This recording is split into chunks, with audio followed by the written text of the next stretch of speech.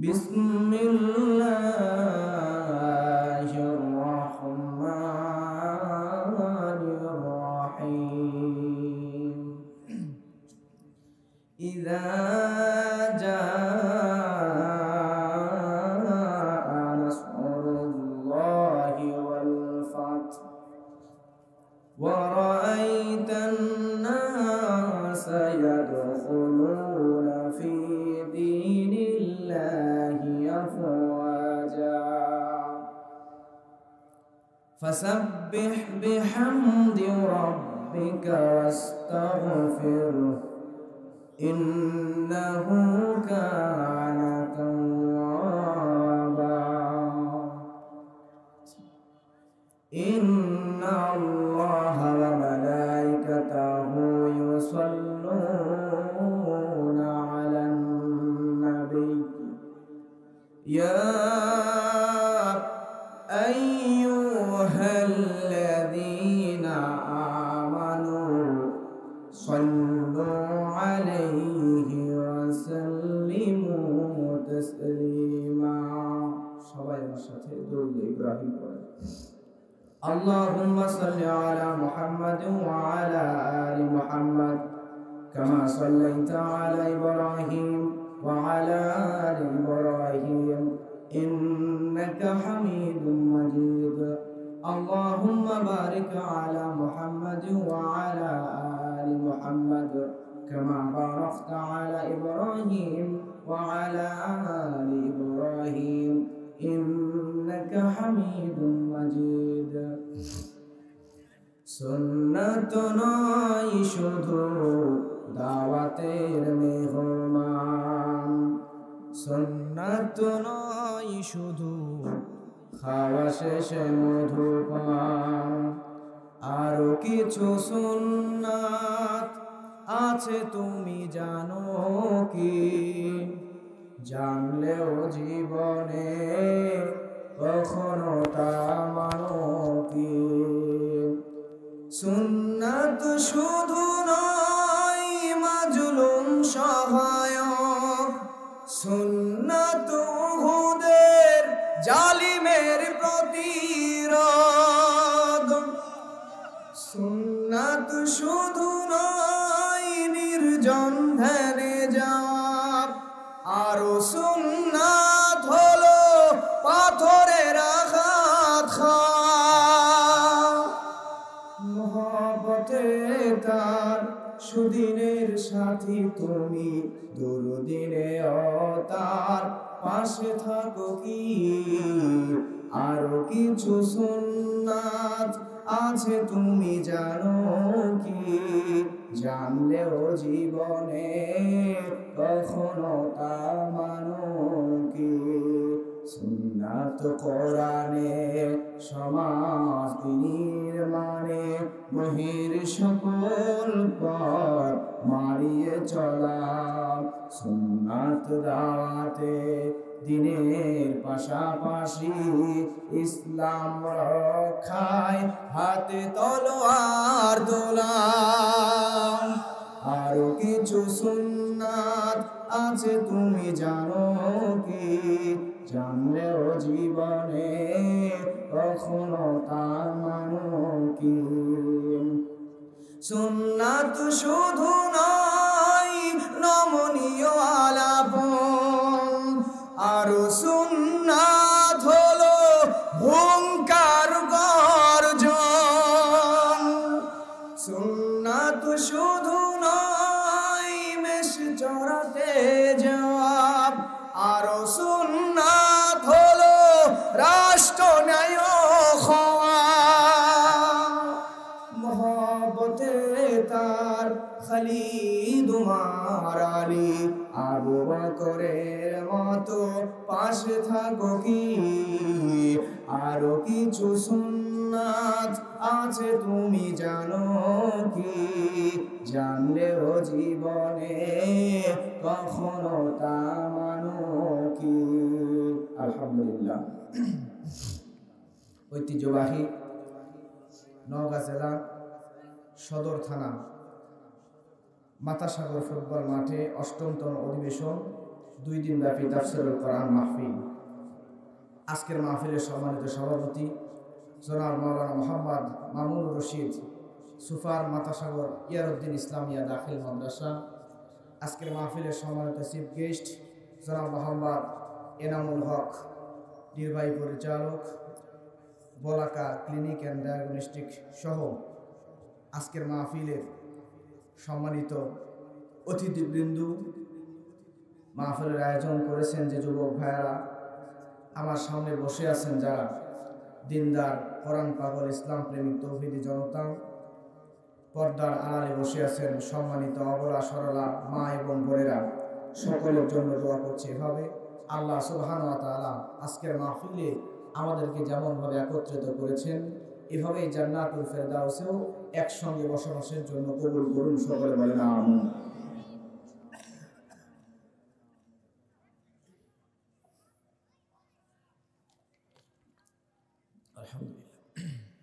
এই কোরআনের মাহফিলে আপনারা আসতে পেরেছেন, বসতে পেরেছেন, এখানে আসতে পেরে বসতে পেরে কোরআন শুনতে পেরে আপনারা খুশি না বেজার? আর জোরে বলেন খুশি না বেজার? যারা হয়েছেন খুশি, মুখে নিয়ে হাসি, আওয়াজ দিয়ে বেশি উঁচু করে কাল্লা চিৎকার দিয়ে বলেন তো একবার আলহামদুলিল্লাহ। তেলাওয়াত করেছি কোরআন মাজিদের ছোট্ট একটি সূরা। এই সূরাটি অনেকের পরিচিত সূরা, বলেন তো সূরাটির নাম কি? সূরা নসর। প্রিয় ভাইয়েরা, আশ্চর্যজনক বিষয় হচ্ছে এই কোরআনের কিছু কিছু সূরা আমাদের সবার মুখস্থ আছে, ছোট ছোট কিছু সূরা, যেই সূরাগুলোর মধ্যে এই সূরা নসরটা অন্যতম। মোটামুটি 90% লোকের এই সূরাটি মুখস্থ আছে, আলহামদুলিল্লাহ বলেন। মজার বিষয় হচ্ছে এই কোরআনের কিছু কিছু সূরা আমাদের মুখস্থ আছে ঠিকই, কিন্তু কোন জায়গায় কোথায় কার কাছে এটা মুখস্থ করেছি আমরা নিজেও জানি না, কিন্তু এটা আমাদের মুখস্থ। এটা কোরআন মাজিদের সেই মুখস্থ সূরাগুলোর মধ্যে অন্যতম একটা সূরা, সূরাটির নাম সূরা নসর। এই সূরা থেকেই 1 থেকে 1.5 ঘন্টা কথা বলবো, খুব বেশি সময় কথা বলবো না। আল্লাহ সুবহানাহু ওয়া তাআলা আমাকে এই ছোট্ট বয়সেই বাংলাদেশের প্রায় 58টা 59টা জেলায় নিয়েছেন, এরপরে বাংলাদেশের বাইরেও কয়েকটা রাষ্ট্রে আলহামদুলিল্লাহ আল্লাহ সফর করিয়েছেন। হাজার হাজার মানুষের সঙ্গে মিশে তাদের সঙ্গে কথা বলে আমি এতটুকু বুঝতে শিখেছি মানুষের ধৈর্যের শ্রুতি বাদ কখন ভেঙে যায়। আমি আপনার চেহারা দেখলেই বুঝতে পারবো আপনার কতক্ষণ ওয়াজ শুনতে ভালো লাগতেছে, তারপরও আপনার চেহারা দেখেই সময় মতো আমি ছেড়ে দেবো ইনশাআল্লাহ। অতিরিক্ত আপনাকে কষ্ট দিব না। 1 থেকে 1.5 ঘন্টা কোরআন শোনার জন্য থাকবেন তো ইনশাআল্লাহ। এখন আসেন, তেলাওয়াত করেছি কোরআন মাজিদের সূরা নাসর। এটি কোরআনের 110 নম্বর সূরা। আমার ওয়াজের সিস্টেম হচ্ছে ওয়াজ যেটা করব এটা শুনে মুখস্থ করে বাসায় নিয়ে যাব ইনশাআল্লাহ। কত নম্বর সূরা বলেন তো? 110 নম্বর সূরা। এতে আয়াত আছে সর্বমোট 3টি। কোরআন মাজিদে যতগুলো সূরা নাজিল হয়েছে এই সূরাগুলোর মধ্যে রাইসুল মুফাসসিরিন ইবনে আব্বাস আব্দুল্লাহ ইবনে আব্বাস রাদিয়াল্লাহু তাআলা আনহু তিনি বলছেন যে কোরআনের নাজিলকৃত সূরাগুলোর মধ্যে পূর্ণাঙ্গ নাজিলকৃত সর্বশেষ সূরাটি হচ্ছে সূরা নাসর। জোরে বলেন সুবহানাল্লাহ। আল্লাহর নবী মুহাম্মদ রাসূলুল্লাহ সাল্লাল্লাহু আলাইহি ওয়াসাল্লাম আব্দুল্লাহ ইবনে আব্বাস রাদিয়াল্লাহু তাআলা আনহু তিনি বর্ণনা করছেন আল্লাহ রাব্বুল আলামিন এই সূরা নাসর যেদিন নাজিল করেছেন, এই সূরা নাসর নাজিল হওয়ার পরে আল্লাহর নবী মাত্র 80 দিন দুনিয়ায় জীবিত ছিলেন। এই সূরা নাজিল করার 80 দিন পরে নবীজি ইন্তেকাল করেছেন, ওফাত দিয়ে নিয়েছেন। প্রিয় ভাইয়েরা আমার, এই চমৎকার সূরার 1 নম্বর আয়াতে আল্লাহ রাব্বুল আলামিন বলেন, যারা জানেন আমার সঙ্গে তেলাওয়াত করেন, ইযাব জাআ নাসরুল্লাহি ওয়াল ফাত। জোরে বলেন আল্লাহু আকবার। আল্লাহ সুবহানাহু ওয়া তাআলা বলছেন ইযা জাআ নাসরুল্লাহি ওয়াল ফাত। আল্লাহ বলছেন যখন আসবে আল্লাহর সাহায্য, নাসরুল্লাহ বলেন তো কার সাহায্য? এরপরে ওয়াল ফাত এবং বিজয়। এইখানে 2টা শব্দ আল্লাহ উচ্চারণ করেছে, একটা নাসরুল্লাহ আর একটা হচ্ছে ফাত। প্রথমে আল্লাহ বলছেন আল্লাহর সাহায্য, তারপর বলছে আসবে বিজয়। তার মানে দুনিয়ার দিকে তাকিয়ে দেখেন, দুনিয়াতে যত বিজয় এসেছে এই সব বিজয়ের পিছনে যার সাহায্য আছে সবাই জোরে বলবেন তার নাম কি? বাংলাদেশে 1971 সালে একটা যুদ্ধ সংগঠিত হয়েছিল, এই যুদ্ধের নাম হচ্ছে মুক্তিযুদ্ধ। 1971 সালে এই মুক্তিযুদ্ধটা আমরা পেয়েছি। মুক্তিযুদ্ধ করে বাংলাদেশকে আমরা স্বাধীন করেছি। আশ্চর্যের বিষয় হলো এইটা, বাংলাদেশ তৎকালীন সময়ে গরিব একটা রাষ্ট্র ছিল। এই তৎকালীন পূর্ব পাকিস্তানে বাংলাদেশের মানুষ একবেলা খেয়ে থাকতো, একবেলা না খেয়ে থাকতো, অনেক কষ্ট করে জীবনযাপন করত। ঠিক মতো খাবারই জোগাড় করতে পারতো না। যুদ্ধ করার জন্য অস্ত্র শস্ত্র, দামি টাকা পয়সা তেমন কিছুই তাদের ছিল না।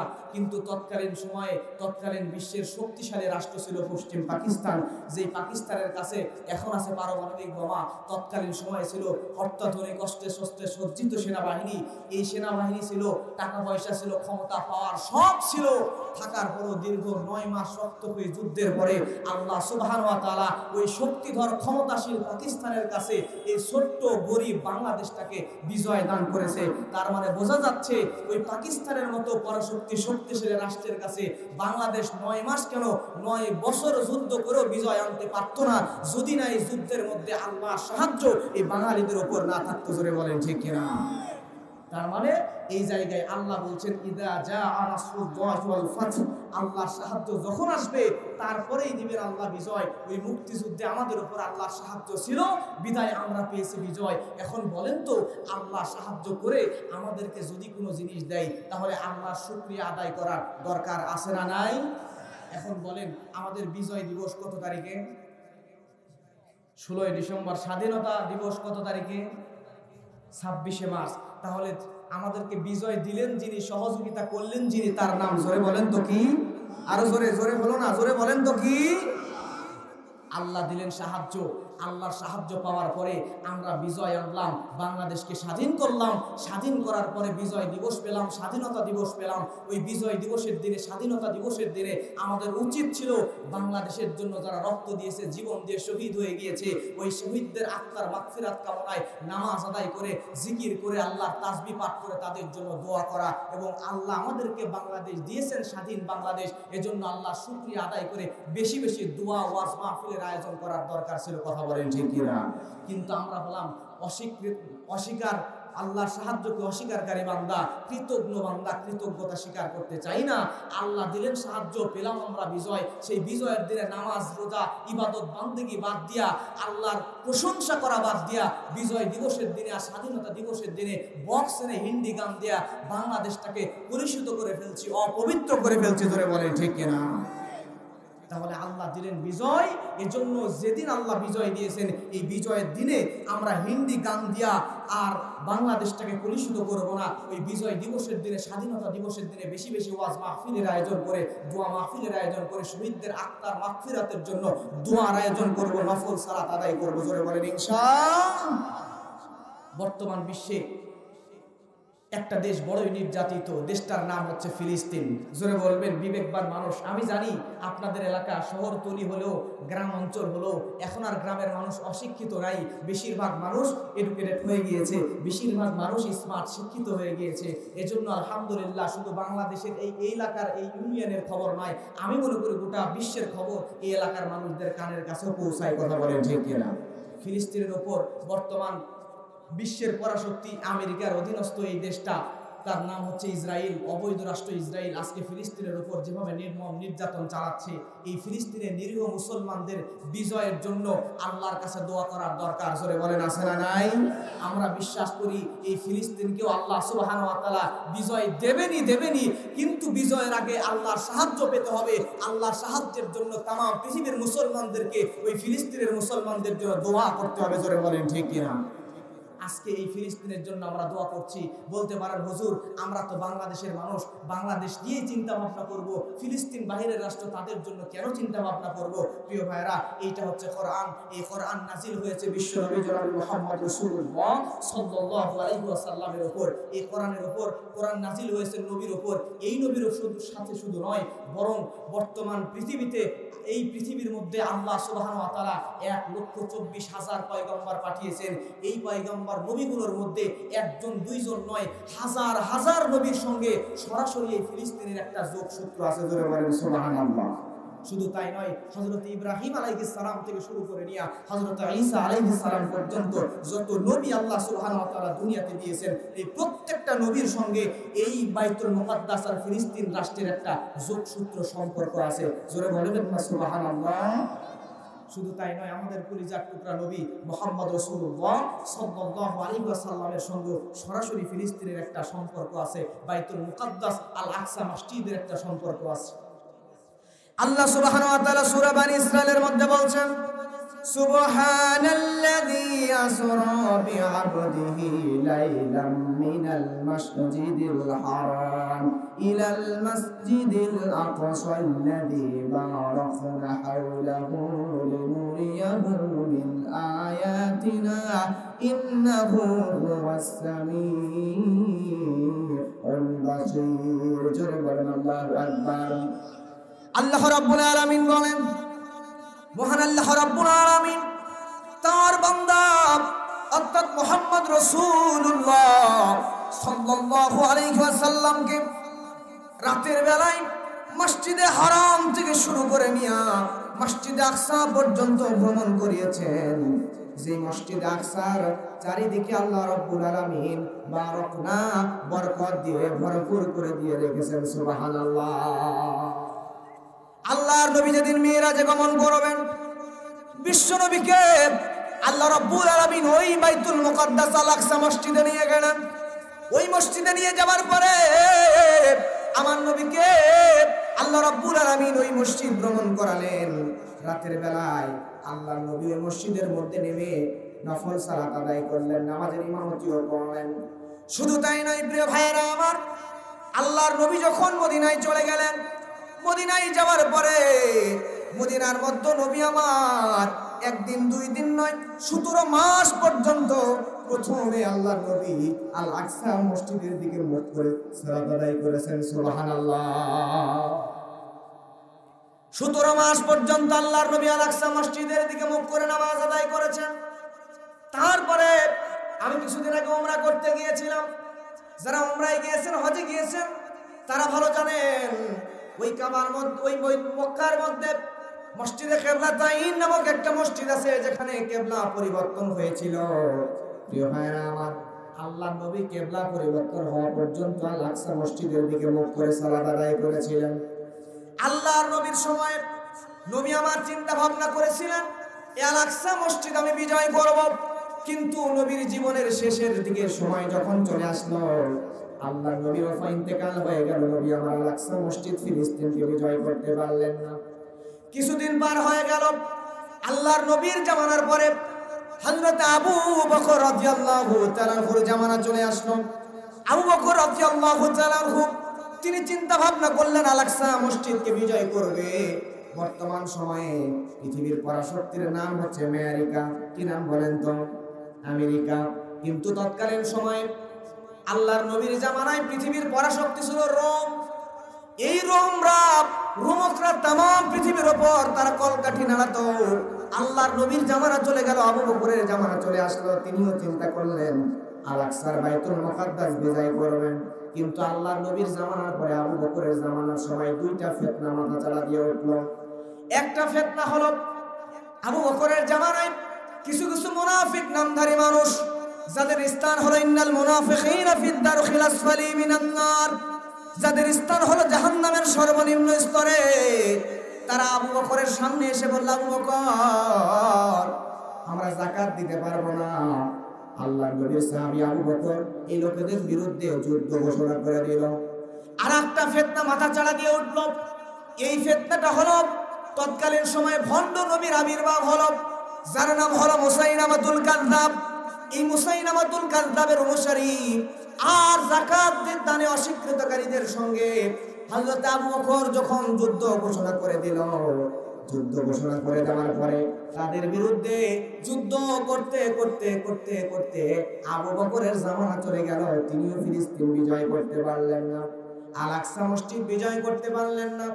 এইবার চলে আসলো হযরত ওমরের জামানায়, যে ওমর সম্পর্কে আল্লাহর নবী মুহাম্মদ রাসূলুল্লাহ সাল্লাল্লাহু আলাইহি ওয়াসাল্লাম বলেছেন, ইয়া ওমর আনতা বাবুল ফিতান। আল্লাহর নবী হযরত ওমর সম্পর্কে বললেন, হে ওমর তুমি হলো ফিতনার দরজা। ফিতনার কি? ফিতনার দরজা। ওমর তো চিন্তায় পড়ে গেল, আল্লাহর নবী আমাকে ফিতনার দরজা কেন বললেন, কারণটা কি? আল্লাহর নবী বললেন, হে ওমর তোমাকে কারণে ফিতনার দরজা বললাম, কারণ হলো আমার জামানা চলে যাবে, আবু বকরের জামানা চলে আসবে। আবু বকরের জামানা চলে যাওয়ার পরে তোমার জামানা আসবে। তুমি যতদিন পর্যন্ত খেলাফতের মসনদে অধিষ্ঠিত হয়ে থাকবা রে ওমর, ততদিন পর্যন্ত কোনো বাতিল শক্তি, কোনো ফিতনা তোমার রাষ্ট্রের মধ্যে মাথা চাড়া দিতে পারবে না। সরে বলেন আল্লাহু আকবার। কিন্তু তোমার জামানা যখন চলে যাবে, তোমার জামানা চলে যাওয়ার পরে সমুদ্রের ঢেউ যেমন আসমানের দিকে উঠে জমিনের উপরে ঠাস করে পড়ে যায়, ঠিক তেমন করে ওমর তোমার জামানা চলে যাওয়ার পরে সমুদ্রের ঢেউয়ের ন্যায় তোমার রাষ্ট্র ক্ষমতা, তুমি যখন দুনিয়া ছেড়ে বিদায় হয়ে চলে যাবা যাওয়ার পর থেকে শুরু করে নিয়ে ওই সমুদ্রের ঢেউয়ের ন্যায় ফিতনাগুলো জমিনের উপরে একটার পর একটা আছাড় দিতেই থাকবে। জোরে বলেন আল্লাহু আকবার। প্রিয় ভাইরা আমার, এই উমর রাদিয়াল্লাহু তাআলা আনহুর জামানায় তিনি এই রোম সাম্রাজ্যের বিরুদ্ধে যুদ্ধ ঘোষণা করে দিলেন।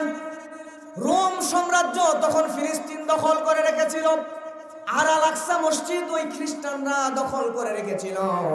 হযরত ওমর রাদিয়াল্লাহু তাআলা আনহু একজন দুইজন নয়, ৭০,০০০ মুসলমান সৈন্যকে প্রেরণ করলেন। কিন্তু রোমান সৈন্য ছিল 2,40,000। কত লক্ষ? 2,40,000। আর মুসলমান মাত্র 36,000। পৃথিবীতে ইসলামের যতগুলো যুদ্ধ সংগঠিত হয়েছিল, এই সব যুদ্ধের মধ্যে সবচাইতে ভয়ানক যুদ্ধ ছিল সেইটাই হয়েছিল ওমরের জামানায়। এই যুদ্ধের নাম হচ্ছে ইয়ারমুকের যুদ্ধ। এই ওমরের জামানায় ইয়ারমুকের যুদ্ধ সংগঠিত হয়েছিল। আমিরুল মুমিনিন খলিফাতুল মুসলিমিনের জামানায় ইয়ারমুকের যুদ্ধের জন্য 36,000 মুসলমানকে ফিলিস্তিনে প্রেরণ করে দিলেন হযরত ওমর। আর এইদিকে রোম সাম্রাজ্যের তৎকালীন সময়ে তারা পরাশক্তি, তাদের কাছে দামি দামি অস্ত্র শস্ত্র আছে, দামি দামি গোলা বারুদগুলো আছে, দামি দামি শক্তিশালী বোমাগুলো আছে, শক্তিশালী তৎকালীন জামানার অত্যাধুনিক অস্ত্র শস্ত্রে সুসজ্জিত সেনাবাহিনী রোমকদের আছে। আর মুসলমানদের কাছে তেমন শক্তিশালী অস্ত্র শস্ত্র নাই, কিন্তু মুসলমানদের কাছে যেটা আছে সেইটা হলো ঈমান। জোরে বলেন আল্লাহু আকবার। 36,000 সেনাবাহিনী চলে গেল ফিলিস্তিনের অভিমুখে।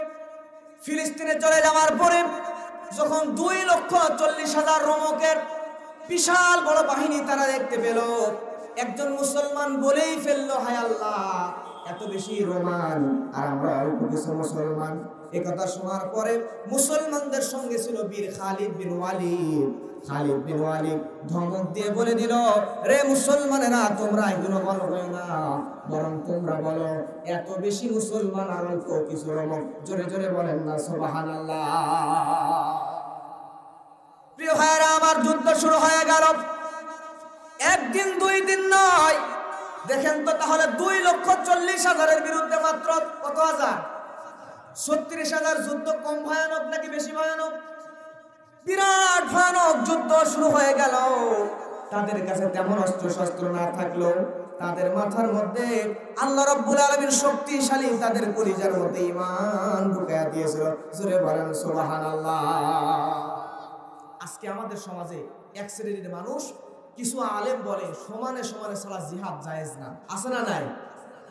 এই চিন্তা তারা যেদিন থেকে আমাদের ভিতরে ঢুকায়া দেওয়া হয়েছে, সমানে সমানে ছাড়া জিহাদ জায়েজ নাই, সেদিন থেকে মুসলমানদের পরাজয়, মুসলমান সারা দুনিয়াতে লাঞ্ছিত অপমানিত হচ্ছে, মার খাচ্ছে। জোরে বলেন ঠিক কিনা? প্রিয় ভাইয়েরা আমার, একদিন দুই দিন নয়, দীর্ঘ 6 দিন ধরে যুদ্ধ চলতেছে। 6 দিন ধরে যুদ্ধ চলতেছে। এই যুদ্ধ চলতে চলতে আল্লাহ রাব্বুল আলামিন মুমিনদেরকে শক্তি সাহস দিয়ে দিলেন। আল্লাহ রাব্বুল আলামিন বলেন, ওয়ালা তাহিনু ওয়ালা তাহজানু ওয়া আনতুমুল আ'লাউনা ইন কুনতুম মুমিনিন। আল্লাহ রাব্বুল আলামিন বলেন, বান্দারে, তোমরা হীনবল হয় না, তোমরা দুঃখিত হয় না, কারণ হলো তোমরাই বিজয় হবা যদি তোমরা মুমিন হও।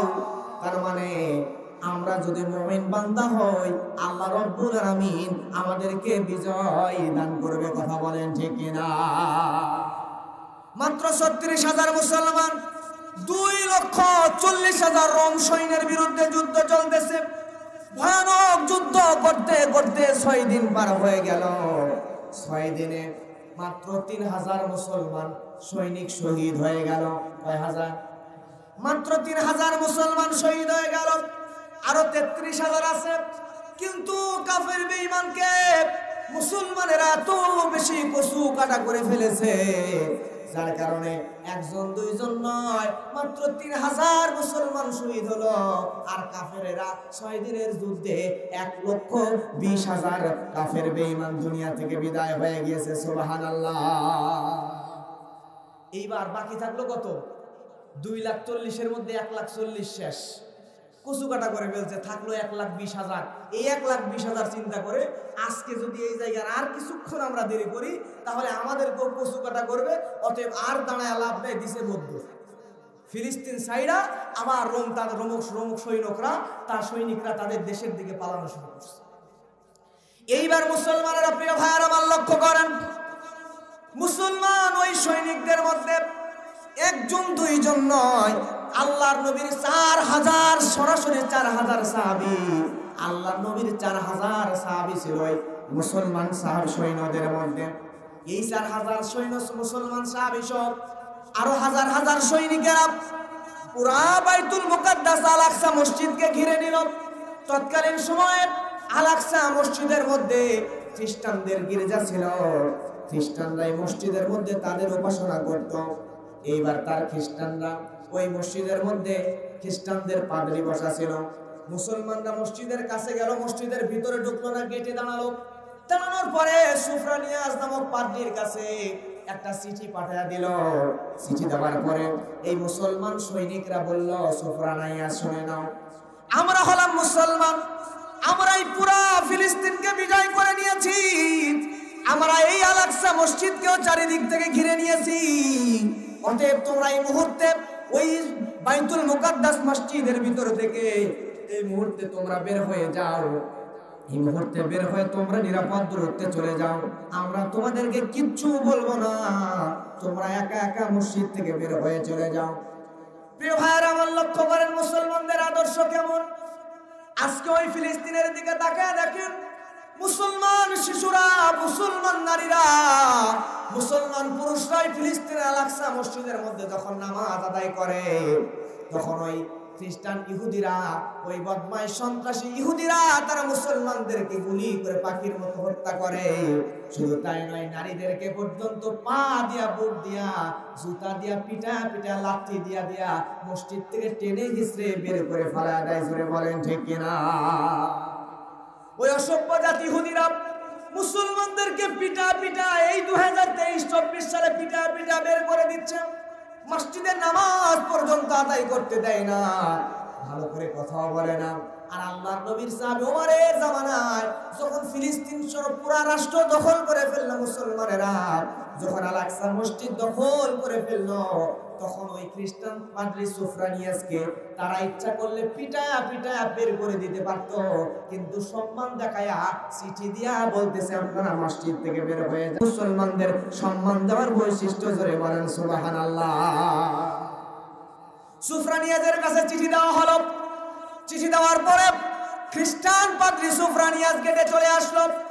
আসার পরে ওই জায়গায় আল্লাহর নবীর আরেকজন সাহাবী আবু উবাইদা ইবনুল জাররার হাতের মধ্যে আল আকসা মসজিদের চাবি দেওয়ার জন্য বলে দেওয়া হলো। আল আকসা মসজিদের চাবি দেওয়ার জন্য যখন বলল, সঙ্গে সঙ্গে সুফরানিয়াস আবু উবাইদা ইবনুল জাররার চেহারার দিকে তাকানো। আপাদমস্তক দেখার পরে বলল, আমি সাধারণ কোন খ্রিস্টান পাদ্রী নই, বরং আমার পূর্বের নবী হযরত ঈসা আলাইহিস সালাম এর কিতাব উপরে অবতীর্ণ কিতাব আমি পড়েছি, মুসার উপর অবতীর্ণ কিতাব আমি পড়েছি, তাওরাত পড়েছি, জাবুর পড়েছি, ইনজিল পড়েছি। আমি ভবিষ্যৎবাণী জানি, শেষ নবী মুহাম্মদ রাসূলুল্লাহ সাল্লাল্লাহু আলাইহি ওয়াসাল্লামের পরে যে লোকটা ফিলিস্তিন বিজয় করবে সেই লোকটার বর্ণনা আমি পূর্বের কিতাবের মধ্যে পেয়েছি। ওই লোকটার বর্ণনা অনুযায়ী তোমরা যে আবু উবাইদা ইবনুল জাররার হাতে চাবি দিতে বলতেছো, এই আবু উবাইদা ইবনুল জাররার সঙ্গে ওই কিতাবের লোকটার বর্ণনার একটু মিল পাওয়া যায় না। ওই লোকটাকে যতদিন পর্যন্ত আমি না পাবো ততদিন পর্যন্তই আল আকসা মসজিদের চাবি আমি তার হাতে দিব না। জোরে বলেন না আল্লাহু আকবার। এইবার এই সুফরা নিয়ে যাবার ওই আল আকসা মসজিদের মধ্যে ঢুকে গেল। মসজিদের মধ্যে ঢুকে যাওয়ার পরে একদিন, 2 দিন, 3 দিন, 4 দিন হয়ে গেল, মুসলমানেরা পিটা পিটা বের করে না। মুসলমানেরা ওই জায়গায় দাঁড়ায় থাকে। একদিন, 2 দিন, 3 দিন, 4 দিন হয়ে গেল। যাওয়ার পরে এই ভিতরে যে খাবার পানিও ছিল সব যখন শেষ হয়ে গেল, সুফরা নিয়ে আসে একদিন রাতের বেলা, গভীর রাত্রে খাবার নেওয়ার জন্য আল আকসা মসজিদ থেকে বাইরে বের হলো। হওয়ার পরে দেখতেছে যে সৈন্যগুলা আল আকসা মসজিদকে ঘিরে নিয়েছেন। ওই সৈন্যগুলার মধ্যে 3-4 জন এক জায়গায় দাঁড়িয়ে আছেন। এই 3-4 জন দাঁড়িয়ে কোন মহামানব একজন মানুষের নামে গুণগুলো বর্ণনা করতেছে। সুফরানিয়াস ওই খ্রিস্টান পাদ্রী কিছুক্ষণ দাঁড়ায় ওই লোকটার গুণগুলো শুনে নিয়েছেন। শুনে নেওয়ার পরে তাদের কাছে গিয়েছেন। যাওয়ার পরে বলতেছে, ও মুসলমান সৈনিকেরা, তোমরা বলো বলো রে, তোমরা কোন মানুষের বর্ণনা দিতেছিলা? ওই মানুষের নাম আমাদেরকে আমার কাছে একটু বলো। আমি যেই পূর্বের কিতাবের মধ্যে যে লোকটার বর্ণনা পেয়েছিলাম, তোমরা যে লোকটার গুণ বর্ণনা করতেছো ওই লোকটার সঙ্গে এই কিতাবের লোকটার বর্ণনা মিলে যায়। ওই লোকটা যদি এই মুহূর্তে এই জায়গায় যদি আসে, ফিলিস্তিনের আল আকসা মসজিদে যদি আসে, তার হাতের মধ্যে আমি এই আল আকসা মসজিদের চাবি দিয়ে দেব। সুবহানাল্লাহ। সঙ্গে সঙ্গে মুসলমানরা আবু উবাইদা ইবনুল জাররার কাছে চলে গেল। খালিদ বিন ওয়ালিদ সহ সবাইকে ডেকে বলল, সুফরানিয়াস তো হযরত ওমরের কথা বলে, এই ওমর যদি ফিলিস্তিনের জমিনে এখন আসে তাহলে ওমরের কাছেই তো আল আকসা মসজিদের চাবি দিবে, নচেত আমাদের হাতে তো আল আকসা মসজিদের চাবি দেবে না। তৎকালীন সময় আর্দ জাহানের খলিফা আমিরুল মুমিনিন হযরত ওমর ফারুক রাদিয়াল্লাহু তাআলা আনহু, তার কাছে চিঠি লেখা হলো, আমিরুল মুমিনিন খলিফাতুল মুসলিমিন, আপনার কাছে চিঠি লিখলাম, এই সুফরানিয়াস খ্রিস্টানদের পাদ্রী আল আকসা মসজিদের চাবি আবু উবাইদা ইবনুল জাররাকে দিতে চায় না। আপনি যদি ফিলিস্তিনের মধ্যে আসেন, আপনার হাতে শুধুমাত্র চাবি দিবে, আর কারো হাতে চাবি দিবে না। আপনি বলেন আপনি একটু ফিলিস্তিনের অভিমুখে আসেন। আমিরুল মুমিনিন চিঠি পাওয়ার পরে ফিলিস্তিন অভিমুখে যাত্রা করবেন। তৎকালীন সময়ে মদিনা থেকে ফিলিস্তিনের দূরত্ব হলো 1000 কিলোমিটার। প্রিয় ভাইরা আমার, বাংলাদেশের মতো ছোট্ট একটা রাষ্ট্র, আপনি লক্ষ্য করে দেখেন, আপনাদের মাথাসাগর দুবলহাটি ইউনিয়ন মনে হয়, এই ইউনিয়নের একজন ওয়ার্ডের মেম্বার যদি বাজারে যায়, সামনে পিছনে 3-4 জন মানুষ থাকে, কথা বলেন ঠিক কিনা? এই ইউনিয়নের চেয়ারম্যান যিনি, ওই চেয়ারম্যান যদি বাড়ি থেকে বের হয় বাজারে আসে, সামনে 2টা মোটরসাইকেল, পিছনে 2টা মোটরসাইকেল থাকে, কথা বলেন ঠিক কিনা? এমপি যখন বের হয় তার প্রাইভেট কারের সামনে 10-20টা গাড়ি, পিছনে 10-20টা গাড়ি থাকে, কথা বলেন ঠিক কিনা? তাহলে বাংলাদেশের প্রাইম মিনিস্টার যদি বের হয় বাড়ি থেকে, তার সামনে পিছনে গাড়ি থাকে, সেনাবাহিনী থাকে, র্যাব থেকে, পুলিশ থেকে, বিজিবি থেকে, আনসার থেকে, বিডিবি থাকে। তাহলে তাম পৃথিবীর মধ্যে সবচাইতে বড় দেশ হলো রাশিয়া, সবচাইতে ছোট দেশ হলো ভ্যাটিকান সিটি। আর এই বড় আর ছোট বড় দেশগুলোর মধ্যে, ছোট ছোট অন্যতম দেশগুলোর মধ্যে ছোট্ট একটা দেশ বাংলাদেশ। মানচিত্রে, বিশ্ব মানচিত্রে যে এই দেশটাকে পিঁপড়ার মতো ছোট মনে হয়, এই ছোট্ট বাংলাদেশের প্রাইম মিনিস্টারের জন্য যদি সামনে পিছনে 10-20টা গাড়ি থাকে, 200, 100, 300 মানুষ যদি সামনে পিছনে থাকে, আমিরুল মুমিনিন খলিফাতুল মুসলিমিন হযরত ওমর, অর্ধ জাহানের খলিফা, তিনি যদি এক রাষ্ট্র থেকে আরেক রাষ্ট্রে সফর করতে যান, তাহলে তার সামনে পিছনে ওইরকম 2-3 হাজার মানুষ থাকার দরকার আছে না? কিন্তু আমিরুল মুমিনিন 1000 কিলোমিটার পথ পাড়ি দেবেন, সঙ্গে করে সামনে পিছনে হাজার হাজার মানুষ থাকার কথা ছিল। কিন্তু আমিরুল মুমিনিন যখন বের হবেন তখন হাজার হাজার মানুষ নাই। অর্ধ জাহানের খলিফা ওমর বলতেছে, আমার সঙ্গে আমি একটা মাত্র মানুষ নিব আর একটা মাত্র উট নিব। ওই উট আর উটের রাখাল ছাড়া আমি ওমর আর দ্বিতীয় কোনো মানুষ নিয়ে অন্য রাষ্ট্র ভ্রমণ করতে যেতে চাই না। সুবহানাল্লাহ। হযরত ওমর রাদিয়াল্লাহু তাআলা আনহু ফিলিস্তিনের অভিমুখে রওনা করবেন। অর্ধ জাহানের খলিফা একটা মাত্র উট নিলেন, আর এই উটের রাখাল ব্যতীত কিছুই নিলেন না। হযরত ওমর এই উট আর রাখালকে নিয়ে রওনা হইলেন। উটের পিঠে ওমর বসা, আর রাখালটা উটের দড়ি ধরে হাঁটতেছে সামনের দিকে। হাঁটতে হাঁটতে হাঁটতে হাঁটতে অনেকটা পথ চলে গিয়েছে। আমিরুল মুমিনিন উটের পিঠ থেকে সামনের দিকে তাকায় দেখতেছে রাখাল বেচারা মরুভূমির মধ্যে উটের রশি ধরে টানতে অনেক কষ্ট হচ্ছে। ও আমিরুল মুমিনিন উটটাকে স্লো করতে বললেন, উটের পিঠ থেকে নামলেন। নামার পরে উটের রাখালকে ডাক দিয়ে বলে, ভাই এই মুহূর্তে আমিও আমিরুল মুমিনিন হযরত ওমর তোমার সঙ্গে ছোট্ট একটা চুক্তি করতে চাই। উটের রাখাল বলছেন, যা বলবেন, যা ইচ্ছা আপনি বলেন আমিরুল মুমিনিন। সঙ্গে সঙ্গে ওমরে ফারুক বললেন, আমি লক্ষ্য করে দেখলাম, উটের পিঠ থেকে তাকায় দেখলাম তুমি উটের রশি ধরে একটানা টানতেছো। তোমার তো বড়ই কষ্ট হয়, তোমার সিপ দিয়ে বয়ে বয়ে ঘামগুলো টপ টপ করে পড়তেছে, তোমার অনেক কষ্ট হচ্ছে। এই কষ্ট আমি সহ্য করতে পারতেছি না। অতএব আমি তোমার সঙ্গে এই মুহূর্তে একটা চুক্তি করতে চাই। চুক্তিটা হলো, এখান থেকে শুরু করে নিয়ে ফিলিস্তিন পর্যন্ত যত দূর পথ আছে, ওই ফিলিস্তিন পর্যন্ত যাওয়া পর্যন্ত উটের রশি ধরে 1 ঘন্টা আমি টানবো। তুমি উটের পিঠে 1 ঘন্টা বসে থাকবা, আর বাকি 1 ঘন্টা তুমি উটের রশি ধরে টানবা, আর আমি উটের পিঠে বসে থাকবো। জোরে বলেন সুবহানাল্লাহ। এইবার রাখালের চোখে পানি চলে আসলো। রাখাল কাঁদতে কাঁদতে বলে, আমিরুল মুমিনিন, খলিফাতুল মুসলিমিন, এটা তো হতে পারে না। আপনি উটের পিঠে বসবেন, আমি টানবো, এটাই তো স্বাভাবিক নিয়ম। কিন্তু আপনি উটের রশি ধরে টানবেন, আমি গোলাম হয়ে উটের পিঠে উঠে বসবো, এটা তো আমি মেনে নিতে পারবো না, এটা তো আমি মেনে নিতে পারবো না। আমিরুল মুমিনিন হযরত ওমর বলে, আমি যা বলবো সেটাই করতে হবে। বাধ্য হয়ে রাখাল উটের পিঠে উঠে বসলো। অর্ধ জাহানের খলিফা হযরত ওমর নিজে উটের রশি ধরে টানে, উটের রশি ধরে টানে, আর রাখাল উটের পিঠে বসে আছে। এইরকম করে যাইতে যাইতে যখন ফিলিস্তিনের বর্ডারের কাছাকাছি চলে আসছেন, এইদিকে ফিলিস্তিন থেকে হাজার হাজার লক্ষ লক্ষ খ্রিস্টান গোলাপ, কয়েকজন মুসলমান একসঙ্গে ফিলিস্তিনের বর্ডারে চলে এসেছে। আমিরুল মুমিনিন খলিফাতুল মুসলিমিন হযরত ওমরকে অ্যাকসেপ্ট করার জন্য, সংবর্ধনা দেওয়ার জন্য ফুলের মালা নিয়ে দাঁড়ায় আছে। তারা বুঝতেছে, তারা মনে মনে ভাবতেছে, অর্ধজাহানের খলিফা যে উমরকে কেউ দেখে নাই, কিন্তু উমরের এমন পাওয়ার, উমরের এমন নাম যশ খ্যাতি, যে উমরের নাম শুনলে বাঘে ছাগলে এক কাটে পানি খায়, সে উমর আসতেছে। যে উমরের নাম শুনলে ছোট্ট বাচ্চাদের কান্না থেমে যায় ভয়ে। এই উমরের মতো পাওয়ারফুল মানুষ ফিলিস্তিনের মানুষ ভয়ে থরথর থরথর করে কাঁপে, কারণ উমর আসতেছে। উমরের সম্মানের যদি একটু কমতি হয়ে যায়, তাহলে আমাদের তো ধর থেকে কাল্লাটা আলাদা করে দিবে। প্রিয় ভাইরা আমার, বর্ডারের কাছে চলে এসেছে হাজার হাজার খ্রিস্টান গুলো, অল্প কিছু মুসলমান, তারা কেউ উমরকে চিনে না।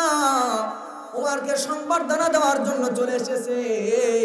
আসার পরে এইটাই হলো ঘটনা।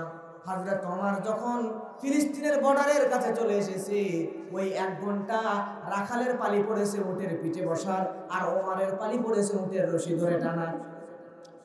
প্রিয় ভাইরা আমার, হযরত ওমর উটের রশি ধরে আছে, রাখাল উটের পিঠের উপরে বসে আছে। এমন সময় ওমর রশি ধরতে ধরতে বর্ডার ক্রস করে ফিলিস্তিনের মধ্যে ঢুকলো। আর হাজার হাজার মুসলমানরা, হাজার হাজার খ্রিস্টানরা ওমর মনে করে ওই রাখালের পিঠে, রাখালকে উটের পিঠ থেকে নামাইয়া রাখালের গলার মধ্যে ফুলের মালা দিয়ে সংবর্ধনা দেওয়া শুরু করে দিল। এই দৃশ্য দেখার পরে রাখালের চোখে পানি, রাখাল কাঁদতেছে আর বলতেছে, রে ফিলিস্তিনের মুসলমানেরা, ফিলিস্তিনের খ্রিস্টানরা, তোমরা শুনে নাও, তোমরা খলিফাতুল মুসলিমিন মনে করে যেই লোকের গলার মধ্যে অর্ধ জাহানের খলিফা মনে করে মালা দিলা, আসলে আমি তো খলিফা না, আমি হলাম সামান্য রাখাল। আর হযরত ওমর ওই যে দেখো উটের রশি ধরে যে লোকটা এতিমের মতো তাকায় আছে, ওই লোকটাই হলো অর্ধ জাহানের খলিফা হযরত ওমর। সরে বলেন আল্লাহু আকবার। প্রিয় ভাইরা আমার, তারিখে ইসলাম পড়ে দেখেন, আল বিদায়া ওয়ান নিহায়া পড়ে দেখেন, হযরত ওমরের এই দৃশ্য দেখে সেই দিন ওই জায়গায় একই টাইমে একজন নয়, দুইজন নয়, হাজার হাজার খ্রিস্টান গুলো হযরত ওমরের এই উদারতা দেখেই ওই জায়গায় কালেমা পড়ে মুসলমান হয়ে গিয়েছে। আমার প্রিয় ভাইরা, এই হলো আমিরুল মুমিনিন খলিফাতুল মুসলিমিন। এইবারে তারিখে ইসলাম পড়ে দেখেন, আল বিদায়া ওয়ান নিহায়া পড়ে দেখেন, আমিরুল মুমিনিন হযরত ওমর যখন ফিলিস্তিন রাষ্ট্রে আসলো, আমি আপনি যদি মনে করেন আপনাদের এলাকার ইউনিয়নের চেয়ারম্যান, উনি যদি আমাকে দাওয়াত দেন ওনার বাসায় খাওয়ার জন্য, তাহলে আমি আমার সবচেয়ে দামি সুন্দর পোশাকটা পরেই তো দাওয়াত খাওয়ার জন্য যাবো, তাই না? আমাকে আপনাকে যদি প্রাইম মিনিস্টার, প্রধানমন্ত্রী শেখ হাসিনা উনি যদি ওনার বাসভবনে দাওয়াত দেয়, তাহলে আমাদের যত জামা কাপড় পোশাক আছে সবচেয়ে দামি পোশাকটা পরেই কিন্তু ওনার বাসায় দাওয়াত খাইতে যাবো। কথা বলেন ঠিক কিনা?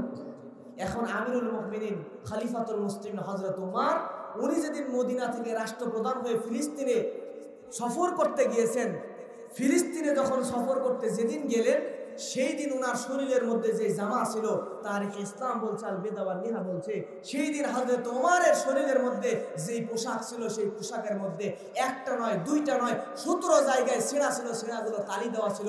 এই 17 জায়গায় ছেঁড়া তালি দেওয়া পোশাক পরে আরেকটা রাষ্ট্রের রাষ্ট্রপ্রধান মেহমান হয়ে গিয়েছিলেন। জোরে বলেন না সুবহানাল্লাহ। এই দৃশ্য দেখার পরে আবু উবাইদা ইবনুল জাররাহ তিনি বলছেন, আমিরুল মুমিনিন, আপনার সম্পর্কে তো ফিলিস্তিনের মানুষদের মধ্যে, খ্রিস্টানদের মধ্যে অনেক ভয় ছিল। তারা তো মনে করতেছিল যে আপনি অর্ধেক দুনিয়ার প্রেসিডেন্ট, আপনি কত ক্ষমতাধর, আপনার এই 17 জায়গায় তালি দেওয়া জামা এটা একটু দৃষ্টিকটু লাগে না? আপনি যদি একটু ভালো পোশাক পরে আসতেন তাহলে হয়তো আজকে একটু বেশি ভালো লাগতো। হযরত ওমর সেদিন কি বলে জানেন?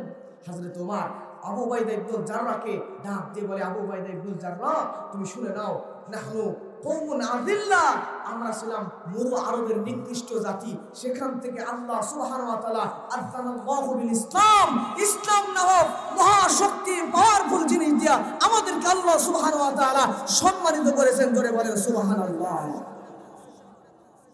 নাহনু কওমুন আযিল্লাহ, আমরা ছিলাম মরু আরবের নিকৃষ্ট জাতি, সেখান থেকে আযযানাল্লাহু বিল ইসলাম, সেখান থেকে আল্লাহ সুবহানাহু ওয়া তাআলা ইসলাম দিয়ে আমাদেরকে সম্মানিত করেছেন। রে আবু উবাইদা ইবনুল জাররাহ, শুনে নাও, আজকে আমি ওমর ফারুক যদি আজকে সবচাইতে দামি পোশাকগুলো পরি, দামি খাবারগুলো খাই, দামি ব্র্যান্ডের গাড়িগুলো যদি আমি ওমর ইউজ করি, আমি যদি বিলাসিতায়, আমরা মুসলমানরা যদি আমারও বিলাসিতায় গা ভাসিয়ে দিই, তাহলে আমাদেরকে আল্লাহ সুবহানাহু ওয়া তাআলা এই বিলাসিতায় গা ভাসিয়ে যাওয়ার কারণে আবার ওই নিকৃষ্ট মরু আরবের নিকৃষ্ট জাতিতে পরিণত করে দেবে। জোরে বলেন ঠিক কিনা? আজকে দুনিয়ার দিকে তাকিয়ে দেখেন, আল্লাহ সুবহানাহু ওয়া তাআলা আমাদেরকে সব দিয়েছেন। দুনিয়াতে তাকিয়ে দেখেন, এই দুনিয়ার মধ্যে প্রায় 90 থেকে 95% খনিজ সম্পদ আল্লাহ সুবহানাহু ওয়া তাআলা মুসলমানদেরকে দিয়েছেন। কথা বলেন ঠিক কিনা? তেলের খনি মুসলমানদের, স্বর্ণের খনি মুসলমানদের, ইউরেনিয়ামের খনি মুসলমানদের, গ্যাসের খনি মুসলমানদের, সব কিছু মুসলমানদের। তারপরও তাম পৃথিবীতে আজকে মুসলমানরা মার খাচ্ছে, ফিলিস্তিনে মুসলমানরা মার খাচ্ছে, চেচনিয়ায় মুসলমানরা মার খাচ্ছে, বসনিয়ায় আরজেবাইজানে মুসলমানরা মার খাচ্ছে, কাশ্মীরে মুসলমানরা মার খাচ্ছে, ওই চীনের উইঘুর, মায়ানমারের ভারতেও মুসলমানরা আজকে মার খাচ্ছে। ধরে বলে ঠিক কিনা? কারণ হচ্ছে একটাই, আজকে মুসলমানরা বিলাসিতায় গা ভাসিয়ে দিয়েছে। মুসলমানরা যদি বিলাসী জীবনযাপন করা থেকে ফিরিয়ে না আসে, কিয়ামত পর্যন্ত মার খেতেই থাকবে। আর বিলাসিতা থেকে বের হয়ে এসে মুসলমানরা যদি পরিপূর্ণ ইসলামের মধ্যে প্রবেশ করতে পারে, তাহলেই মুসলমানদেরকে শান্তির জীবন দান করবেন যিনি, তার নাম জোরে বলেন তো কি? আল্লাহ। প্রিয় ভাইরা, আপনারা তো উপন্যাস পড়েছেন, কুড়াল আর কাঠের আত্মকথা পড়তেছিলাম। এখানে কুড়াল দিয়ে কাঠের উপরে যখন জোরে জোরে আঘাত করতেছে, তখন কাঠ চিৎকার দিয়ে বলতেছে, ভাই কুড়াল, আমার তো তোমার সাথে কোনো শত্রুতা ছিল না, তাহলে তুমি কুড়াল কেন আমার বুকে বারবার আঘাত করতেছো?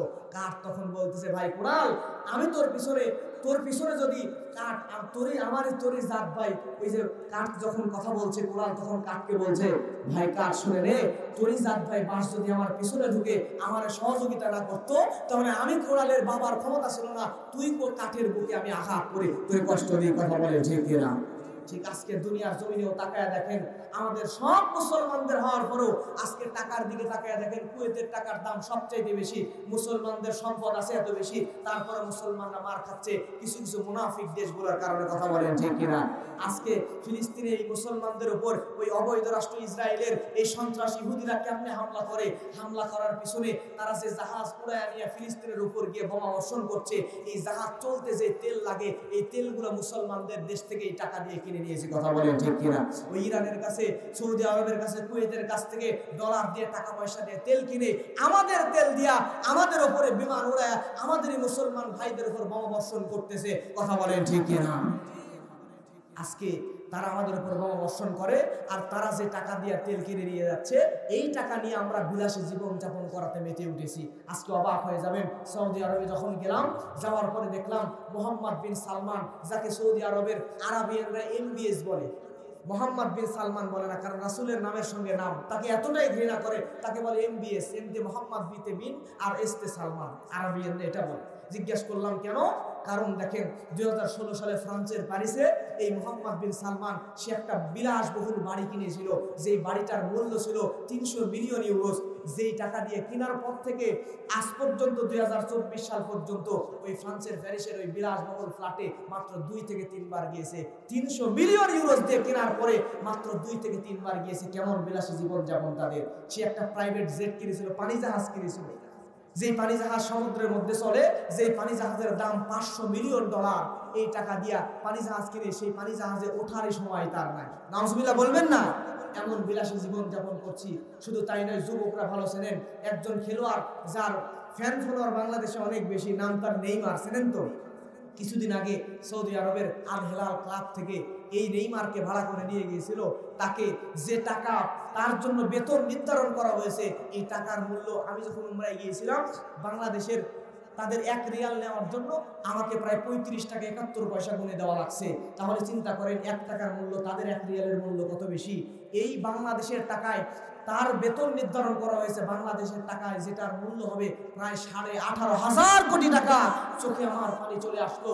ফিলিস্তিনের মুসলমানদের আর্তনাদ, একটা পরিবার 22 দিন পর্যন্ত রান্না করা খাবার খেতে পায় নাই, আর ওই পরিবারকে খাবার দিতে পারে না, কিন্তু আল হেলাল ক্লাব তাদেরকে নিয়ে আইসা, খেলোয়াড়কে নিয়ে এসে বাংলা টাকায় প্রায় 18,500 কোটি টাকা দিল। যেই টাকা যদি মুসলমান ফিলিস্তিনের ওই অসহায় মানুষদেরকে দিত, কয়েক মাস খাবারের ব্যবস্থা তারা করতে পারত। জোরে বলেন ঠিক কিনা? কিন্তু আজকে ফিলিস্তিনকে টাকা না দিয়া, ফিলিস্তিনের অসহায় মানুষদেরকে সহযোগিতা না করে বিলাসিতায় গা ভাসিয়ে দিয়েছে তারা। আমরা মুসলমানরা এই বিলাসিতায় গা ভাসিয়ে দেওয়ার কারণেই তাম পৃথিবীতে মুসলমানরা নির্যাতিত, নিপীড়িত, নিষ্পেষিত, মুসলমানরা মার খাচ্ছে। এভাবে কথা বলেন ঠিক কিনা? প্রিয় ভাইরা আমার, কিন্তু লক্ষ্য করে দেখেন, আমরাও মুসলমান, আমার নবীর সাহাবীরাও মুসলমান ছিল। নবীজির একজন সাহাবী, অন্ধ সাহাবী, নাম তার আব্দুল্লাহ ইবনে উম্মে মাকতুম। আব্দুল্লাহ ইবনে উম্মে মাকতুম আল্লাহর নবীর কাছে গিয়া কয়েকবার বলেছিল, আল্লাহর নবী গো, আমি জিহাদে যেতে চাই, জিহাদে যাওয়ার জন্য আমাকে আপনি অনুমতি দিয়ে দেন। সঙ্গে সঙ্গে আল্লাহর নবী আব্দুল্লাহ ইবনে উম্মে মাকতুমকে জিহাদে যাওয়ার অনুমতি দিলেন না। নবীর জামানায় যখন জিহাদের অনুমতি পেলেন না, আবু বকরের জামানাও জিহাদের অনুমতি পেলেন না। এবার আব্দুল্লাহ ইবনে উম্মে মাকতুম রাদিয়াল্লাহু তাআলা আনহু তিনি উমরের জামানায় হযরত উমরের কাছে গেলেন। যাওয়ার পরে কাঁদতে কাঁদতে বলে, আমিরুল মুমিনিন, খলিফাতুল মুসলিমিন, আমি অন্ধ সাহাবী আব্দুল্লাহ ইবনে উম্মে মাকতুম, আমার বড় আশা, আমি একবার জীবনে জিহাদে যেতে চাই, আপনি আমাকে জিহাদে যাওয়ার অনুমতি দিয়ে দেন। খলিফাতুল মুসলিমিন হযরত উমর আব্দুল্লাহ ইবনে উম্মে মাকতুমকে ডাক দিয়ে বলে, রে আব্দুল্লাহ ইবনে উম্মে মাকতুম, তুমি যে জিহাদের ময়দানে যেতে চাও, জিহাদের ময়দানে যাওয়ার জন্য চোখ থাকা লাগবে। তোমার চোখ নাই, তুমি তো দেখতে পাও না। কাফেররা যদি তোমাকে আঘাত করে, আঘাত তো ঠেকাই দেও পারবে না। তুমি উল্টা আঘাত করতে পারবে না, তাহলে জিহাদের ময়দানে গিয়ে কি করবা? সঙ্গে সঙ্গে এমন কথা শোনার পরে প্রিয় ভাইরা আমার, আমিরুল মুমিনিন যেই এমন কথা বললো, উম্মে মাকতুম বলে, আল্লাহর নবীর সাহাবী উমর, আমিরুল মুমিনিন আপনি যে এমন প্রশ্ন আমার কাছে শুনবেন, এটা জানিয়ে জন্য আমি আগের থেকেই উত্তর রেডি করে নিয়ে এসেছি। সুবহানাল্লাহ। আব্দুল্লাহ ইবনে উম্মে মাকতুম বলতেছেন, ইয়া আমিরুল মুমিনিন খলিফাতুল মুসলিমিন, আমি অন্ধ হতে পারি, আমার চোখ না থাকতে পারে, আমাকে আঘাত করলে আমি আঘাত ঠেকাইতে পারবো না, আমি আঘাত উল্টা করতেও পারবো না, কিন্তু আমিরুল মুমিনিন আমাকে যদি ওই জিহাদের ময়দানে কালেমার পতাকা উঁচু করার দায়িত্বটা দেওয়া হয়, তাহলে আমি অন্ধ সাহাবী কালেমার পতাকা জিহাদের ময়দানে উঁচু করে ধরে রাখতে তো পারবো। জোরে বলুন সুবহানাল্লাহ। আমিরুল মুমিনিন আর কিছু বলতে পারলেন না। আব্দুল্লাহ ইবনে উম্মে মাকতুমকে ডাক দিয়ে বলল, আব্দুল্লাহ ইবনে উম্মে মাকতুম তুমি যাও, তুমি যাইয়া জিহাদের ময়দানে কালেমার পতাকা উঁচু করে ধরে রাখবা।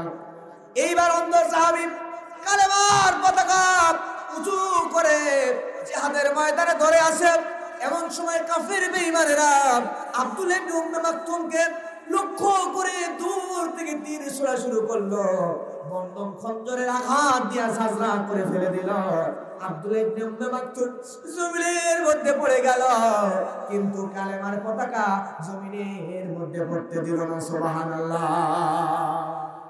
আল্লাহ রাব্বুল আলামিন বলেন, ওয়ালা তাকুলু লিমান ইউকতালু ফি সাবিলিল্লাহি আমওয়াতুম বাল আহয়াউম ওয়ালাকিন লা তাশউরুন।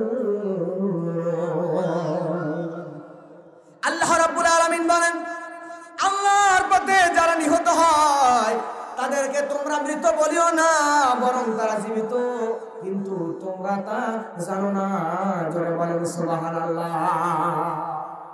তাহলে প্রিয় ভাইরা আমার, এই উমরুল আমিরুল মুমিনিন তিনি চলে আসলেন। আসার পরে আমিরুল মুমিনিন ফিলিস্তিনের সুফরানিয়াজের হাত থেকে বাইতুল মুকাদ্দাসের চাবিটা নিয়ে নিলেন। বাইতুল মুকাদ্দাস বিজয় হয়ে গেল, বিজয় হয়ে গেল। এরপরে আবারও খ্রিস্টানদের হাতে চলে গেল। সেখান থেকে আবার সালাউদ্দিন আইয়ুবী তিনি আবার ফিলিস্তিনকে আবার স্বাধীন করে দিলেন। আবার ফিলিস্তিন ওই পরাশক্তি ইসরায়েল আস্তে আস্তে দখল করে নেয় আমেরিকা। তারা আজকে ওই ফিলিস্তিনকে আবার দখল করার জন্য উস্কায়া দিয়া ইসরায়েল আবার ফিলিস্তিন দখল করে নিচ্ছে। আজকেও আমরা ফিলিস্তিন বিজয় করতে পারতাম। মুসলমানদের তেলের খনি আছে, মুসলমানদের স্বর্ণের খনি আছে, মুসলমানদের গ্যাসের খনি আছে, মুসলমানদের ইউরেনিয়ামের খনি আছে। সব থাকার পরে মুসলমান আজকে বিজয় আনতে পারতেছে না। কারণ হলো মুসলমানদের উপরে আল্লাহর সাহায্য নাই। আল্লাহ বলছেন, ইযা জাআ নাসরুল্লাহি ওয়াল ফাত। জোরে বলেন না আল্লাহু আকবার।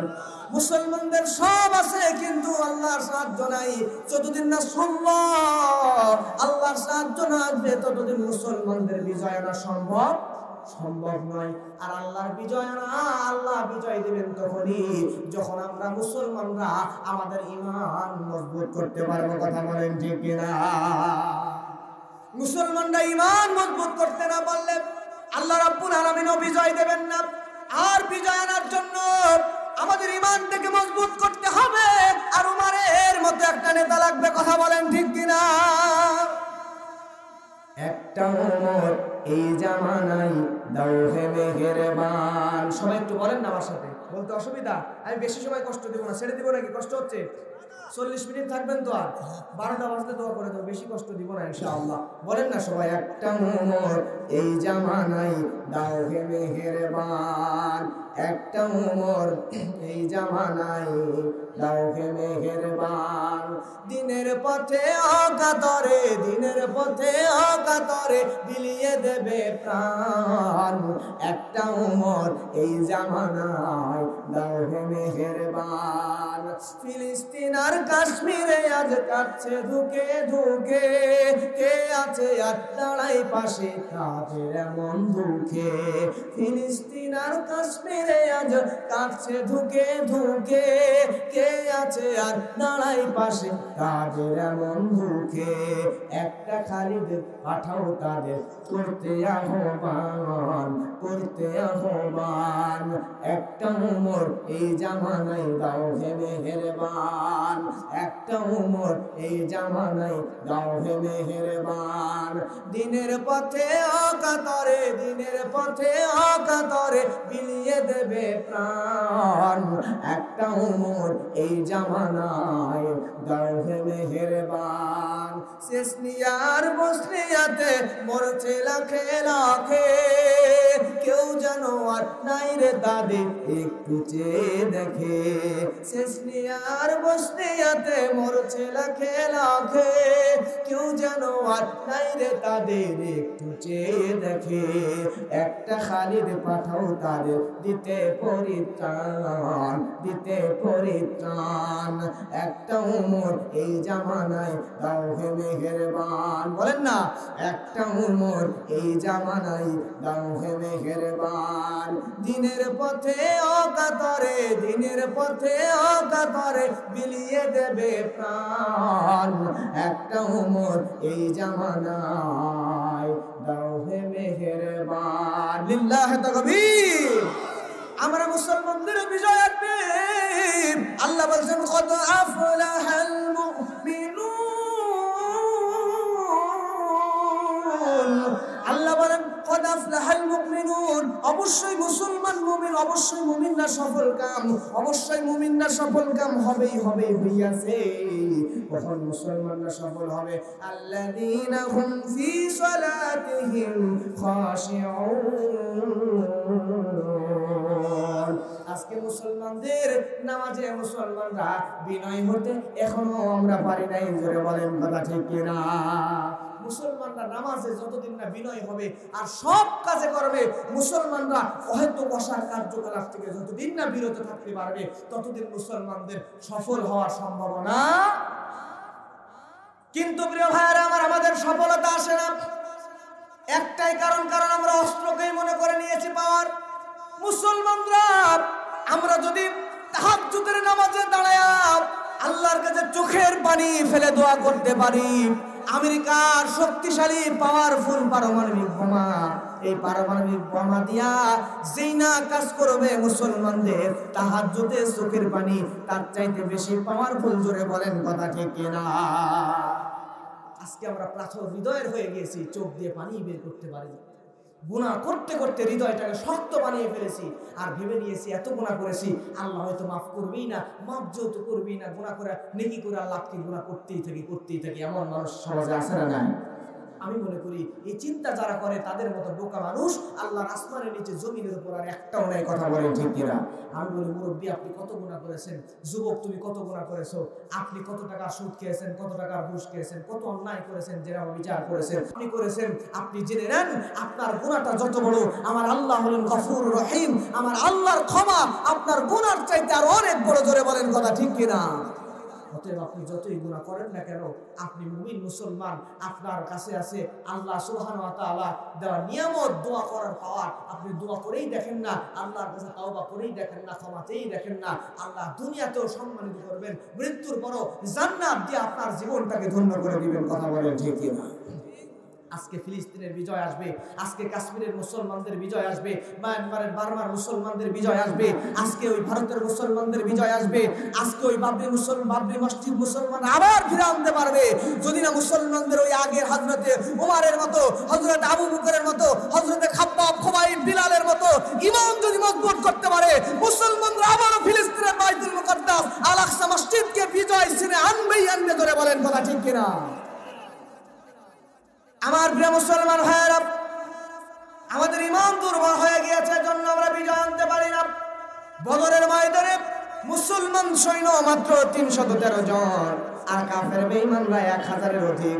313 জন মুসলমান জিহাদের ময়দানে জিহাদ করতে চলে গিয়েছে, তাও আবার আমাদের মতো শক্তিশালী মুসলমান নয়, এক বেলা খেয়ে থাকে এক বেলা না খেয়ে থাকে, সম্ভ্রান্ত পরিবারেরও কেউ নয়। ওই 313 জনের মধ্যে অধিকাংশ ছিল সমাজের একদম নিচু শ্রেণীর মানুষ, একদম গরিব মানুষ, বেলালের মতো গরিব মানুষ, খাব্বাব কুবাইবের মতো গরিব মানুষ। তাদের অস্ত্র ছিল না, টাকা পয়সা সম্পদ কিছুই ছিল না, কিন্তু বেলাল খাব্বাব কুবাইবের কাছে ছিল শক্তিশালী পারমাণবিক বোমার চাইতো দামি শক্তিশালী শস্ত্র, সেটার নাম হলো ঈমান। জোরে বলেন ঠিক কিনা? ঈমানই পাওয়ার যদি আমার আপনার থাকে, আল্লাহ এখনো চাইলে আমাদেরকে আবার নতুন করে বিজয় দান করতে পারেন। কথা বলেন ঠিক কিনা? প্রিয় ভাইরা আমার, এই বদরের ময়দানে তাদের কাছে ঈমান ছিল। আর ঈমানটা কেমন শক্তিশালী দেখেন। বাংলাদেশের এক ঘটনা বলছি, আপনার কষ্ট হয় না তো?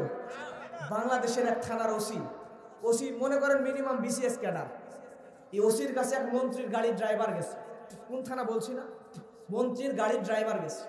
যাওয়ার পর ওসি সাহেবের বলতেছে যে আপনি আমার এই কাজটা করে দেন, এই কাজটা করে দেন, তাড়াতাড়ি করে দেন। ওসি সাহেব একটু অলসতা করছে, মানে একটু বিমুখতা দেখাইছে, গুরুত্ব একটু কম দিছে। মন্ত্রীর ড্রাইভার, মন্ত্রীর কি গাড়ির ড্রাইভার মানে সে সর্বোচ্চ হয়তো বা ম্যাট্রিক পাস করছে অথবা ফেল করছে, এসএসসি টিএসসি দিছে। তাহলে ম্যাট্রিক পাশের একজন গাড়ির ড্রাইভার সে থানার ওসিরে বলছে, বলার পর একটু গুরুত্ব কম দিছে। ওসি মিনিমাম বিসিএস ক্যাডার, ওসির এবার বলতেছে শোনেন, আপনি যদি এই কাজটা এই সময়ের মধ্যে করে না দেন তাহলে কিন্তু আপনারা ট্রান্সফার করে বান্দরবান পাঠাবো। কই পাঠাবে? একজন সামান্য ম্যাট্রিক ফেল মন্ত্রীর ড্রাইভার, সে থানার ওসি বিসিএস ক্যাডারকে ধমক দিচ্ছে, হুমকি দিচ্ছে। তাহলে বলেন তো, এই ড্রাইভারের পিছনে যিনি আছে তার নাম কি? তার পিছনে আছে মন্ত্রীর পাওয়ার। কথা বলেন ঠিক কিনা? তাহলে সামান্য গাড়ির ড্রাইভার মন্ত্রীর পাওয়ারে থানার ওসিকে যদি ধমক দিতে পারে, তাহলে আমাদের পিছনে এই সামান্য মন্ত্রী এমপি প্রাইম মিনিস্টার নয়, স্বয়ং আল্লাহ সুবহানাহু ওয়া তাআলা আছে। আল্লাহর উপর যদি আপনার অবিচল বিশ্বাস আস্থা থাকে, তাহলে আমেরিকার চাইতে শক্তিশালী পরাশক্তির উপরও আমরা চোখ রাঙিয়ে কথা বলতে পারবো। জোরে বলেন ঠিক কিনা? প্রিয় ভাইরা আমার, এই বদরের ময়দানে তাদের ঈমান কেমন ছিল? বদরের ময়দানে মুসলমানদের কাছে তেমন কোন অস্ত্র শস্ত্র নাই, দামি দামি কোন অস্ত্র শস্ত্র নাই। আর কাফের বেঈমানের কাছে তৎকালীন সময়কার দামি দামি অত্যাধুনিক অস্ত্র শস্ত্র সুসজ্জিত সেনাবাহিনী আছে মাত্র 313 জন। তাদের তেমন তেমন নাই, অস্ত্র শস্ত্র তেমন নাই। এই সাহাবীগুলোর মধ্যে একজন আল্লাহর নবীর কাছে যে বলে, নবী গো, জিহাদের ময়দানে আমিও যাব, কিন্তু আমার কাছে কোনো অস্ত্র নাই, আপনি আমার জন্য একটা অস্ত্রের ব্যবস্থা করে দেন। আল্লাহর নবী সঙ্গে সঙ্গে ওই সাহাবীকে বলল, শোনো, আমার সঙ্গে তুমি একটু চলো। সাহাবীর নাম হলো মুক্কাশাব। আল্লাহর নবীকে বলে, নবী কোন দিকে যাব? নবী বলে, জিহাদের ময়দানে যাওয়ার জন্য অতিরিক্ত কোনো অস্ত্র শস্ত্র আমার কাছে নাই, তুমি আমার সঙ্গে চলো। আল্লাহর নবী মুক্কাশাকে নিয়ে গেল একটা খেজুরের গাছের কাছে। যাওয়ার পরে খেজুরের গাছের একটা ডাল নবী আমার তরবারি দিয়ে কোপ দিয়ে কেটে ফেললেন। কেটে ফেলার পরে ওই খেজুরের গাছের ডালটা সুন্দর করে তরবারির আদলে একটু চেঁচে নিলেন। আমাদের সমাজে দেখবেন খেজুর গাছের ডাল গাছ থেকে কেটে সাপের মতো হয়, ছোট বাচ্চা নিয়ে খেলাধুলা করে। আসে না, এলাকায় আসে না? আমি দেখছি ছোটবেলায় সাপের মতো হয়, খেজুর গাছের ডাল সুন্দর করে পরিষ্কার করে পাতাটা খুলে সাপের আদলে নিয়ে দৌড়াদৌড়ি করে খেলা করে। তরবারির আদলে নবী খেজুর গাছের ডালটা তৈরি করলেন। করার পরে মুক্কাশার হাতের মধ্যে দিয়ে দিলেন। দেওয়ার পরে বলে, রে মুক্কাশাব, এই খেজুর গাছের ডালটা নাও, এইটা নিয়ে বদরের ময়দানে কাফের বেঈমানদের বিরুদ্ধে যুদ্ধে ঝাঁপিয়ে পড়ো। সুবহানাল্লাহ। মুক্কাশা নবীর দিকে এমনি তাকিয়ে আছে, মুক্কাশা নবীর দিকে এতিমের মতো তাকিয়ে আছে। নবীকে বলে, নবী আপনি কি আমার সঙ্গে মজা করছেন নাকি? আল্লাহ নবী গো, আপনি খেজুরের ডাল দিয়ে যুদ্ধের ময়দানে আমি মুক্কাশারে যেতে বলছেন, ওরা তো সবাই আমার পাগল মনে করে হাসাহাসি করবে। আল্লাহ নবী কি এমনি এমনি দিয়েছে নাকি? আল্লাহ নবী মুক্কাশার দিকে তাকায়, নবী আমার ডাক দিয়ে বলে, রে মুক্কাশা, তুমি টেনশন করো না, চিন্তাও করো না, এই খেজুর গাছের ডালটা নিয়ে তুমি চলে যাও জিহাদের ময়দানে। মুক্কাশা খেজুর গাছের ডালটা নিয়ে জিহাদের ময়দানে চলে গেল। যাওয়ার পরে জিহাদের ময়দানে খেজুর গাছের ডালটা এমনি ধরে আকাশের দিকে আমনে ঘোরাই খেজুর গাছের ডাল আকাশের দিকে আমনে যখন ঘোরাই, তখন সামনের দিকে একজন কাফের ঘোড়ার পিঠের উপরে বিশাল বড় লাঙ্গা তরবারি হাত দিয়ে ধরে মুক্কাশার দিকে এগিয়ে আসতেছে। আস্তে আস্তে যখন কাছাকাছি আসছে, আসার পরে মুক্কাশার দিকে তাকায় দেখেন হাতের মধ্যে খেজুর গাছের ডাল। এইবার এই কাফের চিন্তা করে, যুদ্ধের ময়দানে কাফের বেঈমানদের সর্দার সে চিন্তা করে, যুদ্ধের ময়দানে তো মুসলমান সৈনিকেরা থাকবে, হাতের মধ্যে তরবারি থাকবে, কিন্তু খেজুর গাছের ডাল নিয়া পাগল কেমনে যুদ্ধের ময়দানে ঢুকে পড়ল। হাসাহাসি করতেছে। এইবার পাগল মনে করে গুরুত্ব তেমন একটা দেয় নাই, কিন্তু এই কাফেরটা মুক্কাশার দিক দিয়ে হেঁটে ঘোড়া নিয়ে তার দিক দিয়ে চলে যাচ্ছে, ঘোড়ার পিঠে লাঙ্গা তরবারি হাতে, আর মুক্কাশার হাতের মধ্যে খেজুর গাছের ডাল। এমন করে ঘোরাইতে ঘোরাইতে যখন কাফের মুক্কাশার কাছে চলে আসলো, কাছে আসার পরে প্রিয় ভাইরা আমার, মুক্কাশা কিন্তু খেজুরের ডাল এমন করে ঘোরায়, কাফের আর বুঝতে পারে না এটাও যুদ্ধের ময়দানে মুসলমান সৈনিক। পাগল মনে করে গুরুত্ব দেয় নাই, আর মুক্কাশা খেজুর গাছের ডাল এমনি ঘোরায়। কাফের যেই না মুক্কাশার একদম নিকটে চলে আসছে, এমন সময় মুক্কাশা খেজুর গাছের ডাল এমন করে দুই হাতে ধরছে, ধরার পরে আকাশের দিকে এমন করে উঁচু করছে। আকাশের দিকে উঁচু করার পরে ওই কাফেরের মাথা বরাবর দাগ করে মুক্কাশা খেজুর গাছের ডালটা নিয়ে বিসমিল্লাহ বলে, আল্লাহু আকবার বলে, কাফেরের মাথা বরাবর এমন জোরে একটা আল্লাহু আকবার বলে এমন জোরে একটা বাড়ি মারছে, কাফেরের মাথা থেকে শুরু করে নিয়ে গোড়া পর্যন্ত দুই ভাগ হয়ে জমিনের মধ্যে পড়ে গেছে। আমার প্রিয় ভাইরা, এটা হলো মুসলমানদের ইমানি পাওয়ার। মুক্কাশার মনে নাই মুক্কাশার হাতের মধ্যে খেজুরের ডাল, মুক্কাশা মনে করে নিয়েছে আল্লাহর নবী দিয়েছে, এটা হয়তোবা জিহাদের ময়দানে যুদ্ধ করার জন্য দিয়েছে। তার মনের মধ্যে আল্লাহর নবী যেহেতু দিয়েছে, পারমাণবিক বোমার চাইতে দামি অস্ত্র এইটা, শক্তিশালী পাওয়ারফুল অস্ত্র। জোরে বলেন সুবহানাল্লাহ।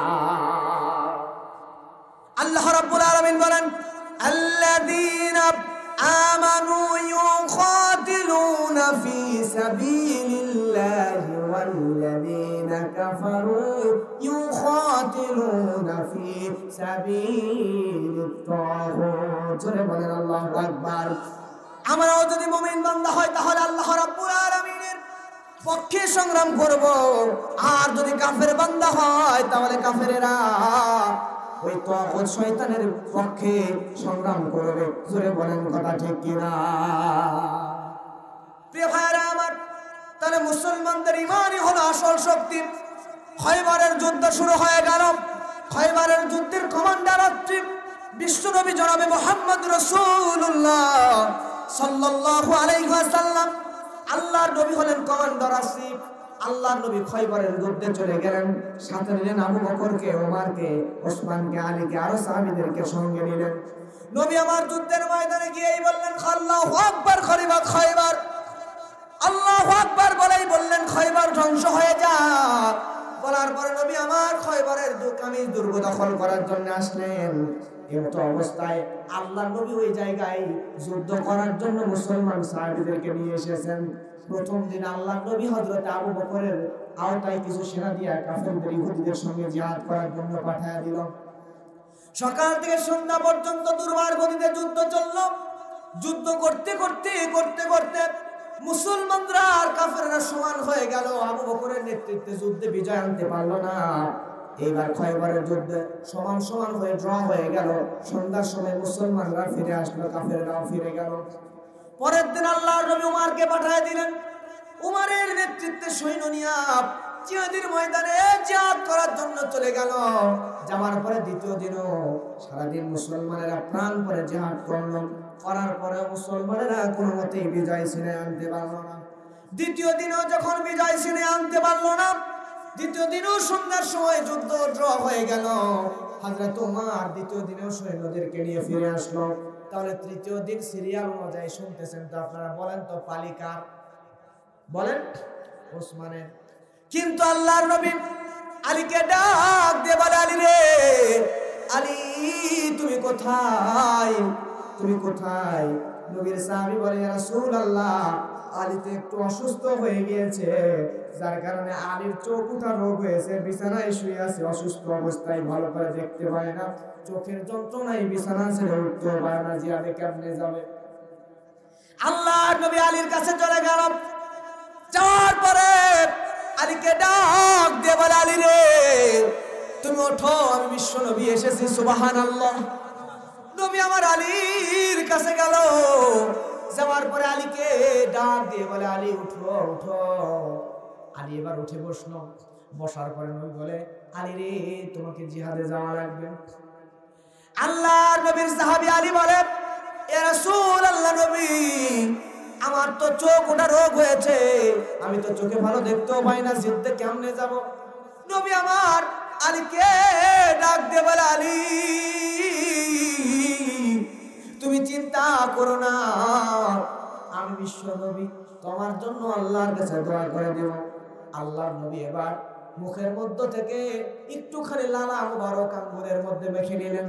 নেওয়ার পরে আলীর যে চোখগুলো লাল হয়ে গিয়েছে, চোখ ওঠা রোগ হয়েছে, ওই চোখের মধ্যে আল্লাহর নবী মুখে থেকে একটুখানি লালা নিয়ে চোখের মধ্যে, আলীর চোখের মধ্যে মাখিয়ে দিলেন। বিশ্বাস করেন প্রিয় ভাইয়েরা আমার, আল্লাহর নবীর লালা মুবারকের মধ্যে কি পরিমাণ বরকত! আল্লাহর নবী যে আলীর চোখের মধ্যে মুখ থেকে লালা নিয়ে আলীর চোখের মধ্যে মাখিয়ে দিলেন, আল্লাহর নবীর লালা মুবারক আলীর মুখে মাখায়া দিতে দেরি হলো। আলীর চোখ ওঠা রোগ থেকে আরোগ্য লাভ করতে 1 সেকেন্ড দেরি হলো না। সুবহানাল্লাহ। হযরত আলী সুস্থ হয়ে গেলেন।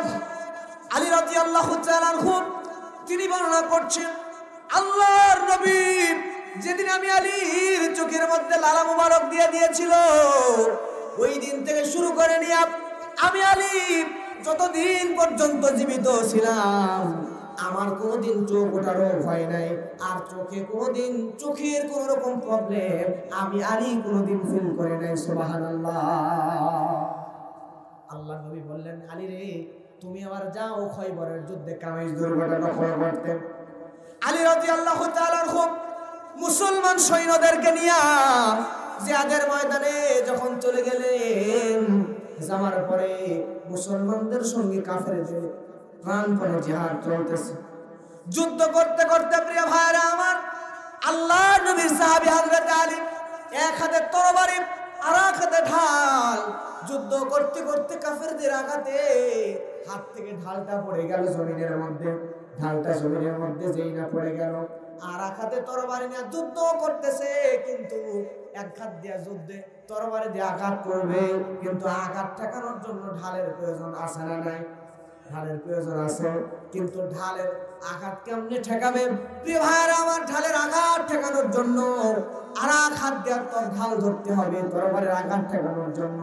কিন্তু হযরত আলী ঢালটা নেওয়ার জন্য একটুখানি যদি নিচু হয়ে যায়, তাহলে একটুখানি নিচু হয়ে গেলে ওই ঢালটা নিতে গেলে কাফেরদের তরবারির আঘাতে শহীদ হয়ে যাবে। কথা বলেন ঠিক কিনা?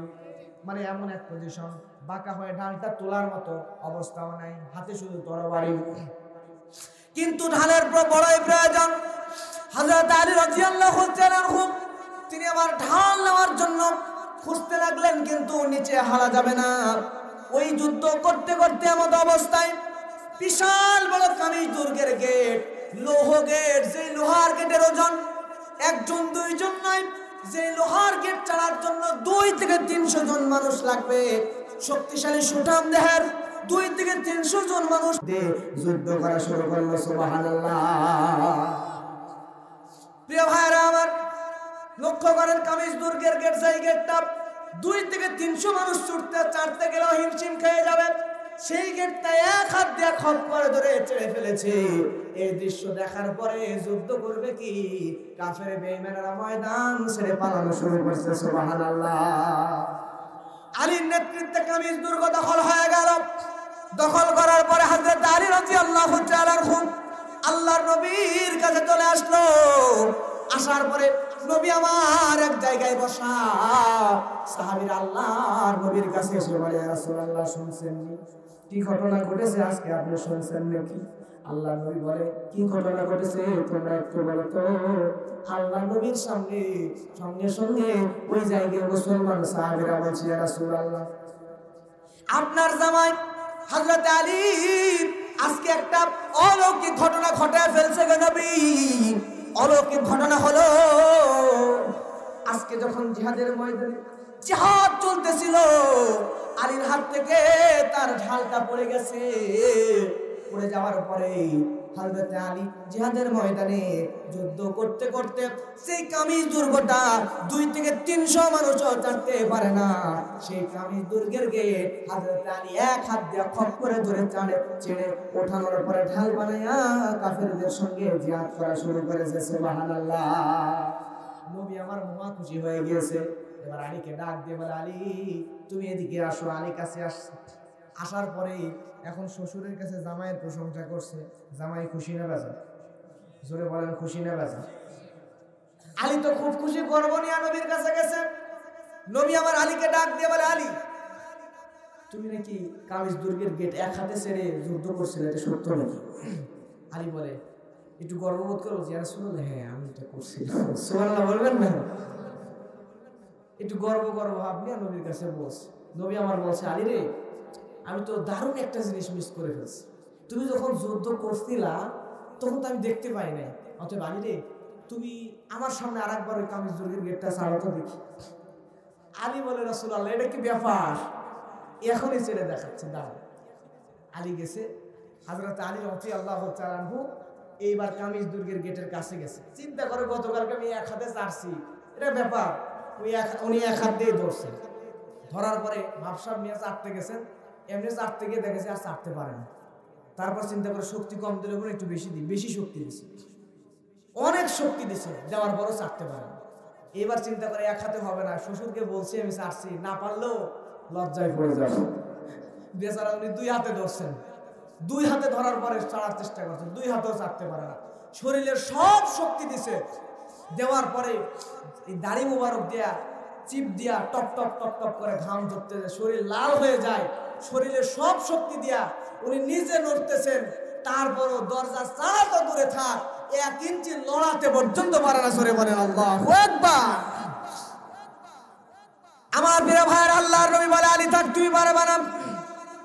আলী তুমি মনে করেছিলাম তুমি নিজের শরীরের শক্তি দিয়া ওই খয়বরের ময়দানে কামিজ দুর্গের বিশাল গেটটা তুমি ছেড়েছিলা।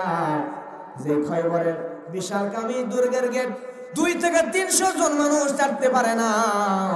আলী তুমি মনে করেছিলা তুমি আলী এমন হয় একা হাত দিয়া তোমার শরীরের শক্তি দিয়া উঠে ছেড়েছিলা, কিন্তু জেনে নাও রে আলী, তুমি এখন কেন কিয়ামত পর্যন্ত ওই কামিজ দুর্গের গেট ধরিয়া যদি তুমি নাড়াইতে থাকো, সারা তো দূরে থাক, চিন্তা করে জেনে নাও আলী, তুমি নাড়ানো তো দূরে থাক, ওই কামিজ দুর্গের গেট তুমি টানা তো দূরে থাক, একটু নাড়াইতে পর্যন্ত পারবা না। জোরে বলেন সুবহানাল্লাহ।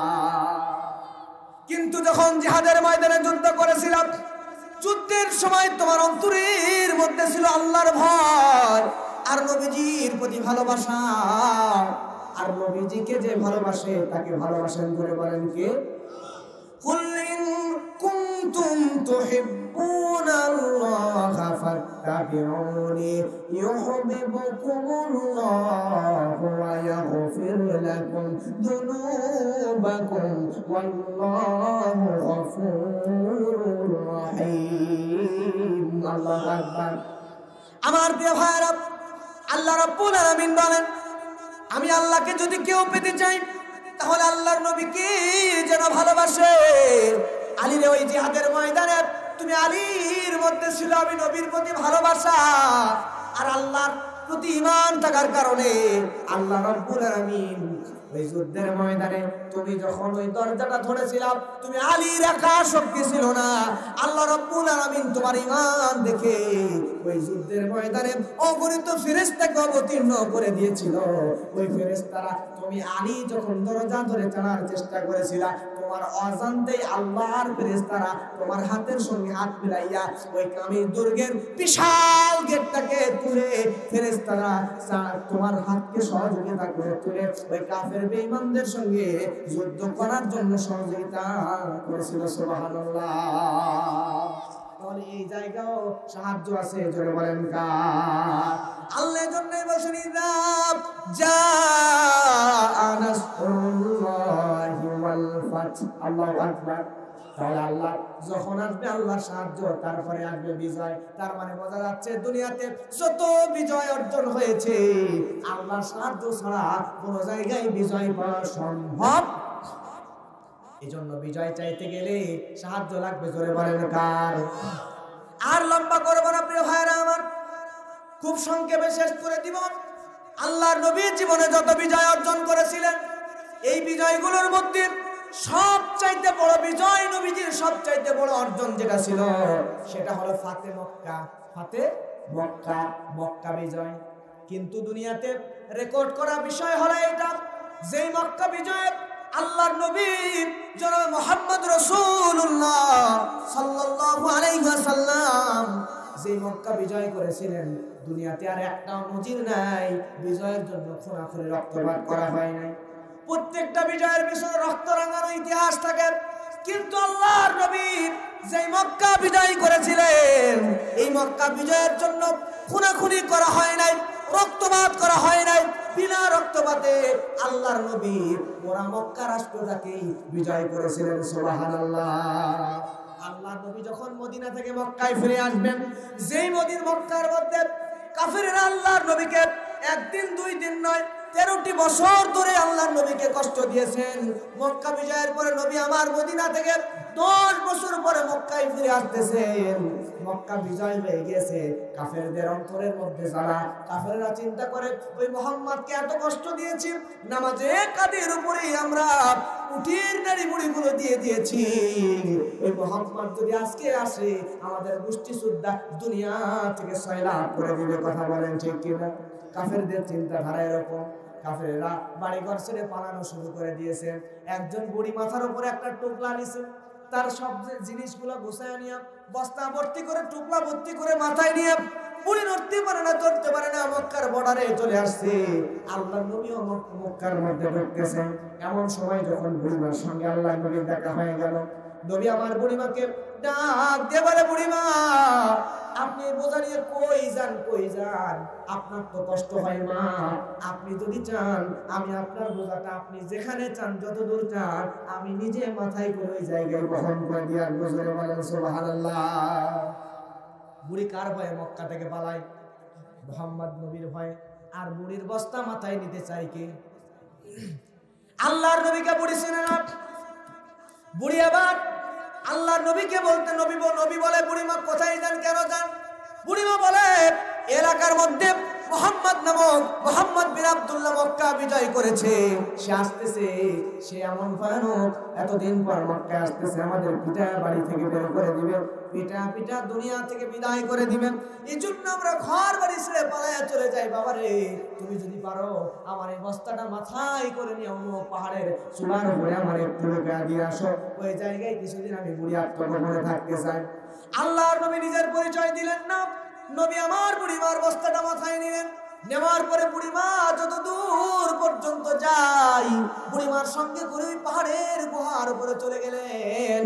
যাওয়ার পরে ওই পাহাড়ের গুহার উপরে আল্লাহর নবী বুড়িমার সঙ্গে গেলেন। যাওয়ার পরে বুড়িমার ওই বস্তাটাকে পাহাড়ের গুহার উপরে নামায়া দিয়া আল্লাহর নবী যখন বিদায় হয়ে চলে আসবেন, বুড়িমা বলে, বাবারে এই মক্কায় তো বিনা পারিশ্রমিক ছাড়া কোনো যুবককেই কোনো কাজ করতে দেখি নাই।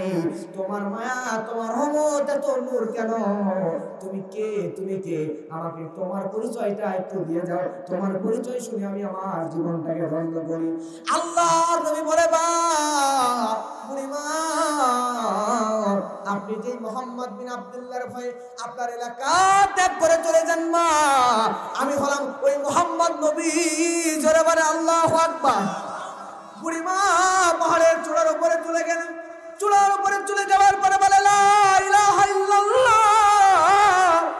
আমি বুড়িবার সাক্ষী দিয়া দিলাম রে মক্কার মানুষরা শুনে নাও, যে যুবক আমার বস্তায় পাহাড়ের উপরে এনে দিল, এই যুবক যদি মুহাম্মদ বিন আব্দুল্লাহ হয় তাহলে এই যুবক কখনোই খুনি হতে পারে না, সন্ত্রাসী হতে পারে না, টপের হতে পারে না।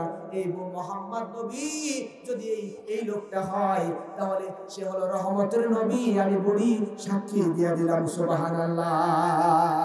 ওয়ামা আরসালনাকা ইল্লা রাহমাতাল লিল আলামিন। সুবহানাল্লাহ। আল্লাহ বলছেন রহমতের নবী, বুড়িও তাই বলল, এই লোকটাই হলো রহমতের নবী। আল্লাহর নবী মক্কা বিজয় করে ফেললেন। প্রিয় ভাইরা আমার, এই মক্কা বিজয় করার পরে আল্লাহ রাব্বুল আলামিন এবার কি বলছেন? এতক্ষণ একটা আয়াত গেল, আর কয়টা আয়াত আছে? আছে কয়টা? কষ্ট হয় এক আয়াতেই। ধরেন যে 1 ঘন্টা 48 মিনিট গেছে, আর 12 মিনিটে 2 আয়াত শেষ করলে কষ্ট হবে? আর 12 মিনিট থাকবেন তো? আধারে ভয় পেও না, আধারে ভয় পেও না, আলো আছে আড়ালে, কালো সব পালিয়ে যাবে তুমি উঠে দাঁড়ালে। বলেন না, আধারে ভয় পেও না, আধারে ভয় পেও না, আলো আছে আড়ালে, কালো সব পালিয়ে যাবে তুমি উঠে দাঁড়ালে। বালুর ওই বাঁধগুলো চড় ভেসে যাবে এলে ঢেউ, দাবানল জ্বললে পরে ফু দিয়ে দানি ভাই কেউ। লিল্লাহ তাকবীর। মরিচিকা হয় না জানো তোমার পথের নিশানা, কোরআনের আয়াত দেখে চললে পাবে ঠিকানা।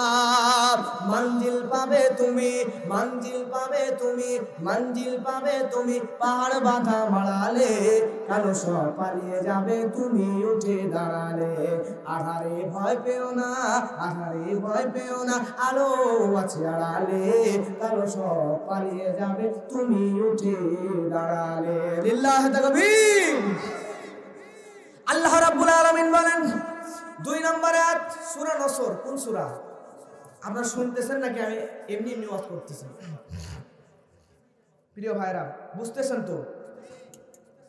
আমি কিসসা কাহিনী আবিজাবি এসব চাইলে বলতে পারতাম, 2, 4, 5, 10 ঘন্টা বলতে পারি। আলহামদুলিল্লাহ আমি যতটুকু পড়াশোনা করছি সারা জীবন যদি কিসসা কাহিনী পড়ি, একটা বই আল বিদায়া ওয়ান নিহা, এই বইটা যদি পড়েন সারা জীবন কাহিনী বলে বলে শেষ করতে পারবেন না। কিন্তু আমি চিন্তা করি যে ওয়াজে মানুষের ফায়দা নাই, এই ওয়াজ করে লাভ নাই। আজকে বাংলাদেশের দিকে তাকান, প্রত্যেকটা রাতে রাতে হাজার হাজার ওয়াজ মাহফিল বাংলাদেশে হচ্ছে, তাই না? এত ওয়াজ মাহফিল হচ্ছে, এত সভা সেমিনার ইসলামিক বক্তব্য দেওয়া হচ্ছে, কিন্তু মানুষদের ফায়দা নাই কেন? মানুষরা আমল পরিবর্তন করে না কেন জানেন? কারণ হচ্ছে আমি বক্তব্য দিব, আমি ওয়াজ করব, আমার মধ্যে যদি আমল না থাকে, আমার কথা শুনে আপনার মধ্যে আমল আসবে।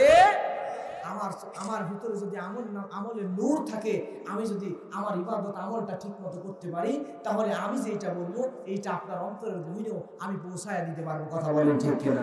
এবং এইটা আপনার অন্তরের গহীনে পৌঁছায় আপনি কোরআনের আলোয় আলোকিত নিজের জীবনটাকে পরিবর্তন করে জান্নাতি মানুষ হয়ে যাবেন। কথা বলেন ঠিক কিনা? অতএব সারা রাত কিসসা কাহিনীর চাইতে আমি চিন্তা করেছি আমি এমন আলাদা রকম বক্তা হতে চাই, আমি আলাদা রকম ওয়াইজ হতে চাই, আমি আলাদা রকম আলেম হতে চাই। আমি একটা বক্তব্য দিব, একটা আলোচনা, একটা সূরা নিয়ে একটুখানি কথা বলবো, যেখান থেকে মানুষ যাতে কিছু বুঝতে পারে, তার ব্যক্তি জীবন, সমাজ জীবন, রাষ্ট্রীয় জীবন, পারিবারিক জীবন, সব জায়গায় যাতে একটু হলেও একটা মাহফিল থেকে একটা জিনিস হলেও নিয়ে বাসায় আমল করতে পারে। ঠিক না বলেন? সারা রাত কিসসা কাহিনী গল্প করে আছে, এগুলো চাইতে একটুখানি কোরআনের তাফসীর। আপনি এখানে বসে আছেন, যতক্ষণ থাকবেন এই এলাকায় হাজার হাজার মানুষ, সব বসলে মাঠে জায়গা দেওয়া সম্ভব হতো না। কিন্তু আপনারা জানেন ধান আছে না, ধান দেখবেন কুলাই করে নিয়ে এরকম করে ঝাড়ার পরে যেগুলো অরিজিনাল ডাল সেগুলো কাছে থাকে, আর চিটাগুলো উড়ে উড়ে চলে যায়। এখানে হাজার হাজার মানুষ আছে, কিন্তু মাত্র অরিজিনাল ধান যেগুলোর মধ্যে জান্নাতের সুবাস আছে, সুঘ্রাণ আছে, যেগুলো জান্নাতি হবে, আমি বিশ্বাস করি যে মানুষগুলো হাজার মানুষের মধ্যে মাহফিলে আসছে, এখানে অ্যাটেন্ড করছে, উপস্থিত হয়েছে, অর্থ দিয়েছে, শ্রম দিয়েছে, মেধা দিয়েছে, যোগ্যতা দিয়ে এই মাহফিলটাকে বাস্তবায়ন করছে যারা, এই সব মানুষগুলো জান্নাতি মানুষ। আল্লাহ সব মানুষগুলোকে জান্নাতি মানুষ হিসেবে কবুল করুন। জোরে বলেন আমিন। আমার প্রিয় মুসলমান ভাইরা, আল্লাহ রাব্বুল আলামিন বলেন ওয়ারাআইতান নাসা ইয়াদখুলুনা ফি দীনিল্লাহি আফওয়াজা। জোরে বলেন সুবহানাল্লাহ। আল্লাহ রাব্বুল আলামিন বলছেন ওয়া মানে এবং রাআইতান নাস, তুমি মানুষদেরকে দলে দলে আল্লাহর এই দিনের মধ্যে প্রবেশ করতে দেখবে। তার মানে প্রথমে আল্লাহ বলছেন নাসরুল্লাহ, আল্লাহ সাহায্য যখন আসবে, তারপরে ফাতহ, বিজয় আসবে। প্রথমে আল্লাহর সাহায্য আসবে, আল্লাহ যাদেরকে সাহায্য করবে তাদেরই বিজয় আসবে।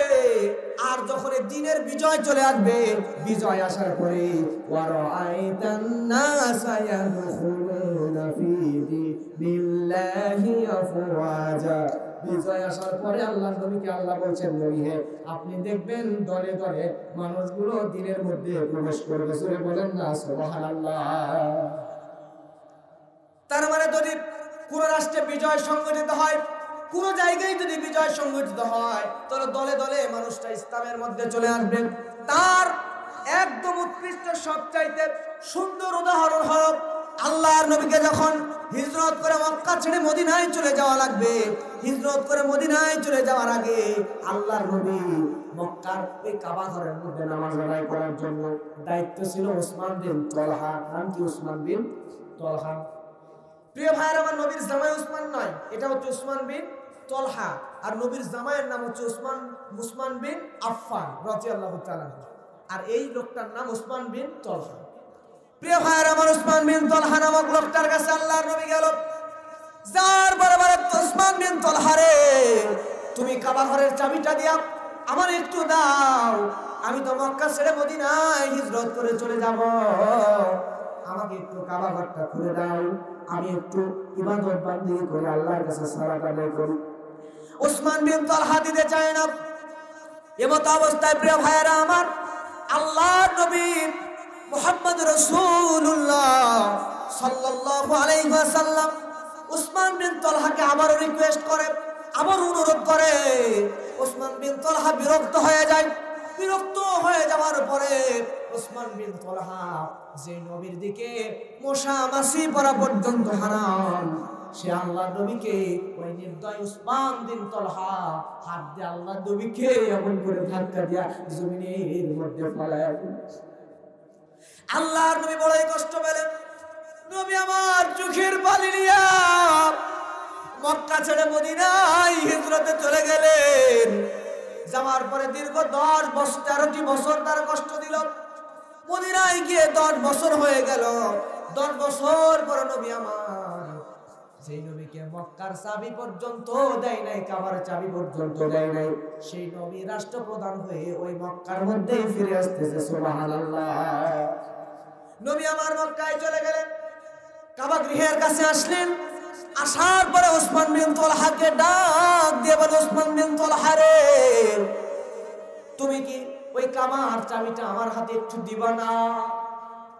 প্রিয় ভাইরা আমার, লক্ষ্য করে দেখেন, এই তো 10 বছর আগে ওসমান বিন তলহাকে বলেছিল, তুমি কি আবার একটু চাবি দিবা না? দাও রে দাও, ওসমান রে, তুমি কাবার চাবিটা আমার হাতে একটু দাও। আল্লাহ নবীকে দিলই না, ধাক্কা দিয়ে ফেলে দিল। তখন নবী ছিল সাধারণ মানুষ, কিন্তু এখন রাষ্ট্রপ্রধান। আবার আসার পরে শক্তি দিয়া ওসমান বিন তলহার কাছে চাবি না চেয়ে বলতেছে, ওসমান বিন তলহা রে, তুমি কি আমারে একটু চাবি দিবা না? সুবহানাল্লাহ।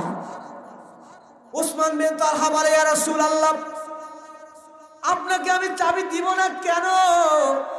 এখন তো আপনি মক্কা রাষ্ট্রপ্রধান, আপনি চাইলে তো আমি ওসমান বিন তলহার ঘর থেকে কাল্লা আলাদা করে দিতে পারেন গো নবী। আপনি চাইলে আমি আমার কল্লাটাও দিয়ে দিব। তাহলে আল্লাহর নবী গো, আপনাকে কেন আমি চাবি দিব না? আপনি অনুরোধ করে কেন বলতেছেন গো নবী? আপনি আমাকে অর্ডার করেন, আপনার অর্ডার পেলে আমি সঙ্গে সঙ্গে আমি চাবি আপনার হাতে দিয়ে দিই। আল্লাহর নবী ওসমান বিন তলহার হাত থেকে চাবি নিলেন। নেওয়ার পরে একটু নাড়াচাড়া দেখলেন, আল্লাহর নবী এখন রাষ্ট্রপ্রধান। ওসমান বিন তলহার হাতে আবারও চাবিটা দিয়ে দিল।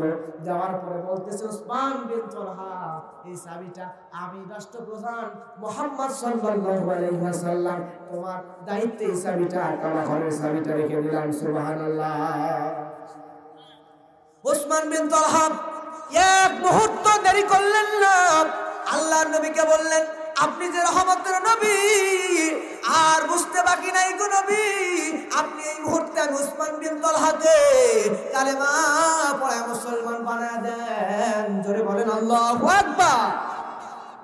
চিন্তা করে দেখেন, যেই নবীকে ওসমান বিন তালহা নবী ক্ষমতায় আসার পরে ধাক্কা দিয়া ফলায়া দিয়েছেন, আজকে আমাদের সমাজে দেখেন আমরা যারা রাজনৈতিক ব্যক্তিত্ব, আজকে যারা ক্ষমতায় আছে, আজকে একজনকে যদি নির্যাতন করে, কালকে সে যদি ক্ষমতায় আসে উল্টা প্রতিশোধ নেবে। কথা বলেন ঠিক কিনা? এটা হয়ে গেছে আমাদের চিন্তাধারা। কিন্তু আল্লাহ নবীর অনুসরণ করলে এটা হবে। আমাকে আজকে কষ্ট দিয়েছে, যন্ত্রণা দিয়েছে, লাঞ্ছনা দিয়েছে, বঞ্চনা দিয়েছে, যতই কষ্ট দেখ না কেন, আল্লাহ বলছেন লাকাদ কানা লাকুম ফি রাসূলিল্লাহি উসওয়াতুন হাসানাহ। জোরে বলেন আল্লাহু আকবার। আল্লাহ বলছেন আল্লাহ নবীর উপরে উত্তম আদর্শ, উত্তম চরিত্র। এজন্য প্রিয় ভাইরা আমার, আজকে যদি আমাকে কষ্ট দেয়, যন্ত্রণা দেয়, নির্যাতন করে, আমার উপরে মামলা হামলা করুক না কেন, যতই কষ্ট দিক না কেন, কালকে যদি ক্ষমতার চেয়ারে আমি নিজেই অধিষ্ঠিত হয়ে যাই, যারা আমাকে কষ্ট দিল, নবীর আদর্শ অনুসরণ করতে গেলে এক নাম্বার কাজ হলো সব জনপদের মানুষগুলোকে ক্ষমা করে দেওয়া, বন্ধু বানায় না। তাহলে সবগুলো ইসলামের মধ্যে দলে দলে প্রবেশ করবে। জোরে জোরে বলেন না সুবহানাল্লাহ। নবী আমার মক্কা বিজয়ের পরে সবার সামনে ঘোষণা দিয়ে দিল, যারা আমাকে কষ্ট দিয়েছে, যারা আমার কাঁধের উপরে উঠে লাড়ি ভুড়ি দিয়েছে, যারা আমাকে লাঞ্ছনা দিয়েছে, বঞ্চনা দিয়েছে, আমি আল্লাহ নবী সবাইকে মাফ করে দিলাম। সবাই কালেমা পড়ে নিল, ইসলামের মধ্যে প্রবেশ করল। সুবহানাল্লাহ। ওয়া রাআইতান নাসা ইয়াদখুলুনা ফি দীনিল্লাহি আফওয়াজা। জোরে বলেন আল্লাহু আকবার। তাহলে প্রিয় ভাইরা আমার, বিজয় অর্জন আল্লাহ সাহায্য করবেন, তারপরে নাসরুল্লাহ, তারপরে ফাতহ, বিজয়। বিজয় আসার পরে আমাদেরকে আল্লাহ রাব্বুল আলামিন জানায় দিল, বিজয় আসলে দলে দলে মানুষগুলো ইসলামের মধ্যে প্রবেশ করবে। দুইটা আয়াত শেষ করে দিলাম, আয়াত এবার 3 নম্বর আসবে। 3 নম্বর আয়াত আসার আগে জেনে নেন, আল্লাহ রাব্বুল আলামিন বলেন, ইয়া আইয়ুহাল্লাযীনা আমানু দুখুলু ফিস সিলমি কাফা। আল্লাহ রাব্বুল আলামিন পরিপূর্ণ ইসলামের ভিতরে প্রবেশ করতে বলেছেন। আমি আপনি যদি পরিপূর্ণ ইসলামের মধ্যে প্রবেশ করতে পারি, আল্লাহ রাব্বুল আলামিন সমাজের মধ্যে, রাষ্ট্রের মধ্যে, পারিবারিক জীবনের মধ্যে শান্তি দিয়া পরিপূর্ণ করে দিবেন। সুবহানাল্লাহ। প্রিয় ভাইরা আমার, এরপরে 3 নম্বর আয়াত আল্লাহ রাব্বুল আলামিন বলছেন, ফাসাব্বিহ বিহামদি রাব্বিকা ওয়াস্তাগফিরহু ইন্নাহু কানা তাওয়াবা। জোরে বলেন আল্লাহু আকবার। তাহলে আল্লাহ প্রথমে বলছেন আমি আল্লাহ নাসরুল্লাহ, সাহায্য দেব, তারপরে আসবে ওয়াল ফাতহ, তারপরে আসবে বিজয়। এবং বিজয় আসলে আল্লাহ বলছেন ওয়া রাআইতান নাসা ইয়াদখুলুনা ফি দীনিল্লাহি আফওয়াজা। বিজয় আসার পর আল্লাহ রাব্বুল আলামিন জানায় দেয়, বিজয় আসার পরে মানুষরা দলে দলে ইসলামের মধ্যে প্রবেশ করবে। ইসলামের মধ্যে যখন মানুষরা দলে দলে প্রবেশ করবে, এখন আসেন বিজয় দিবসের দিন, মানে 16 ডিসেম্বর। এরপরে স্বাধীনতা দিবসের দিন 26শে মার্চ। আমাদের করণীয় কাজ কি প্রিয় ভাইরা আমার? এইটা আল্লাহ রাব্বুল আলামিন বলে দিচ্ছেন। বিজয় দিবসের দিনে হিন্দি গান বাজাবে না, বক্স নিয়ে আসা ডিজে পার্টি করবে না, ট্রাকের মধ্যে করে বক্স নিয়ে ধুমধারা গান দিয়ে নাচানাচি করবে না, সুন্দরী নারীগুলা সেজে গুজে বাহাল্লাপনা করে রাস্তা দিয়ে ঘুরে বেড়াবে না। বিজয় যেদিন আসবে, বিজয়ের দিনে কি কি কাজ করবে আল্লাহ এটা কোরআনের মধ্যে কোট করে পরিসংখ্যান করে দিয়ে দিচ্ছেন। আল্লাহ রাব্বুল আলামিন বলছেন, বলেন না ফাসাব্বি, বিজয় আসার আল্লাহর সাহায্য, তারপর বিজয়, লোকগুলো দলে দলে ইসলামের মধ্যে প্রবেশ করবে। করার পরে ওই জায়গায় তোমরা কি করবা? বিজয় পাওয়ার পরে আল্লাহ বলছেন 1 নাম্বার কাজ, সবাই জবান খুলে বলবেন কয় নাম্বার? আরেকটু জোরে বলেন না, কয় নাম্বার? 1 নাম্বার কাজ। আল্লাহ রাব্বুল আলামিন বলছেন ফাসাব্বিহ বিহামদি রাব্বিকা ওয়াস্তাগফির। এখানে 3টা আদেশ আল্লাহ করে দিয়েছেন বিজয় আসার পরে। 1 নাম্বার, তুমি যখন বিজয় পাবা তখন তুমি ফাসাব্বিহ, তোমার প্রতিপালকের প্রশংসা করবা। প্রশংসা করবা, জোরে বলেন কার? 2 নম্বর, তাহার পবিত্রতা এবং মহিমা ঘোষণা করবা। তাহলে প্রশংসা করার জন্য সবচাইতে শক্তিশালী পাওয়ারফুল ওয়ার্ড হচ্ছে, জোরে বলেন না, আলহামদুলিল্লাহি রাব্বিল আলামিন। এইটা হলো আল্লাহর প্রশংসা। সব সময় আমরা বিজয় পেয়েছি, স্বাধীন রাষ্ট্র, স্বাধীন ভূখণ্ড আমরা পেলাম। এই জন্য আমাদেরকে সর্বসমস্তায় সবসময় আল্লাহর প্রশংসা করা লাগবে। সবাই বলবেন এরকম আলহামদুলিল্লাহ, আলহামদুলিল্লাহ, আলহামদুলিল্লাহ। যখন অবসর থাকবো, গল্প চায়ের স্টলে গীবত, পরনিন্দা, পরচর্চা, শেখায়েত, গীবত এগুলোর মধ্যে মেতে না থেকে সব সময় পেলে আল্লাহর তাসবিহটা আলহামদুলিল্লাহ পাঠ করার চেষ্টা করবো ইনশাআল্লাহ। এরপর আল্লাহ বলছেন বিহামদি রাব্বিকা, এবং তোমরা তাহার অর্থাৎ রবের পবিত্রতা এবং মহানা ঘোষণা করবা। তাহলে প্রথমে আমরা সুবহানাল্লাহ, সুবহানাল্লাহ, আলহামদুলিল্লাহ, আলহামদুলিল্লাহ প্রশংসা করলাম, আল্লাহর প্রশংসা করলাম এবং আল্লাহ রাব্বুল আলামিনের মহিমা ঘোষণা করলাম। এরপরে 3 নম্বর আল্লাহ বলছেন ওয়াস্তাগফির, ওয়াস্তাগফির। আল্লাহ রাব্বুল আলামিন বলছেন 3 নম্বর তোমরা তওবা করবা, ক্ষমা করবা ভুল ত্রুটির জন্য। আল্লাহ সুবহানাহু ওয়া তাআলার কাছে যদি তোমরা ক্ষমা চাও, আল্লাহ রাব্বুল আলামিন তোমাদের ক্ষমা করে জান্নাতি বান্দা বানিয়ে দিবেন। সুবহানাল্লাহ। তাহলে জীবনে গুনাহ আছে না? কোনো মানুষ নাই, গুনাহ সব মানুষরাই করে। তাহলে আমার মধ্যেও গুনাহ আছে, আপনার মধ্যেও গুনাহ আছে। এই গুনাহগুলোর জন্য আল্লাহ বলছেন আস্তাগফিরু, তোমরা তাওবা করো, আল্লাহর কাছে ক্ষমা চাও। কারণ আল্লাহর কাছে যদি ক্ষমা চাও, ইন্নাহু কানা তাওয়াবা, আল্লাহ রাব্বুল আলামিন তিনি বলছেন তিনি তো তওবা কবুলকারী। জোরে জোরে বলেন না সুবহানাল্লাহ। তার মানে আমরা যদি ক্ষমা চাই আল্লাহ সুবহানাহু ওয়া তাআলার কাছে, তাহলে আল্লাহ সুবহানাহু ওয়া তাআলা আমাদেরকে ক্ষমা করে জান্নাতের মধ্যে ঢুকায় দিবেন। জোরে বলেন না সুবহানাল্লাহ।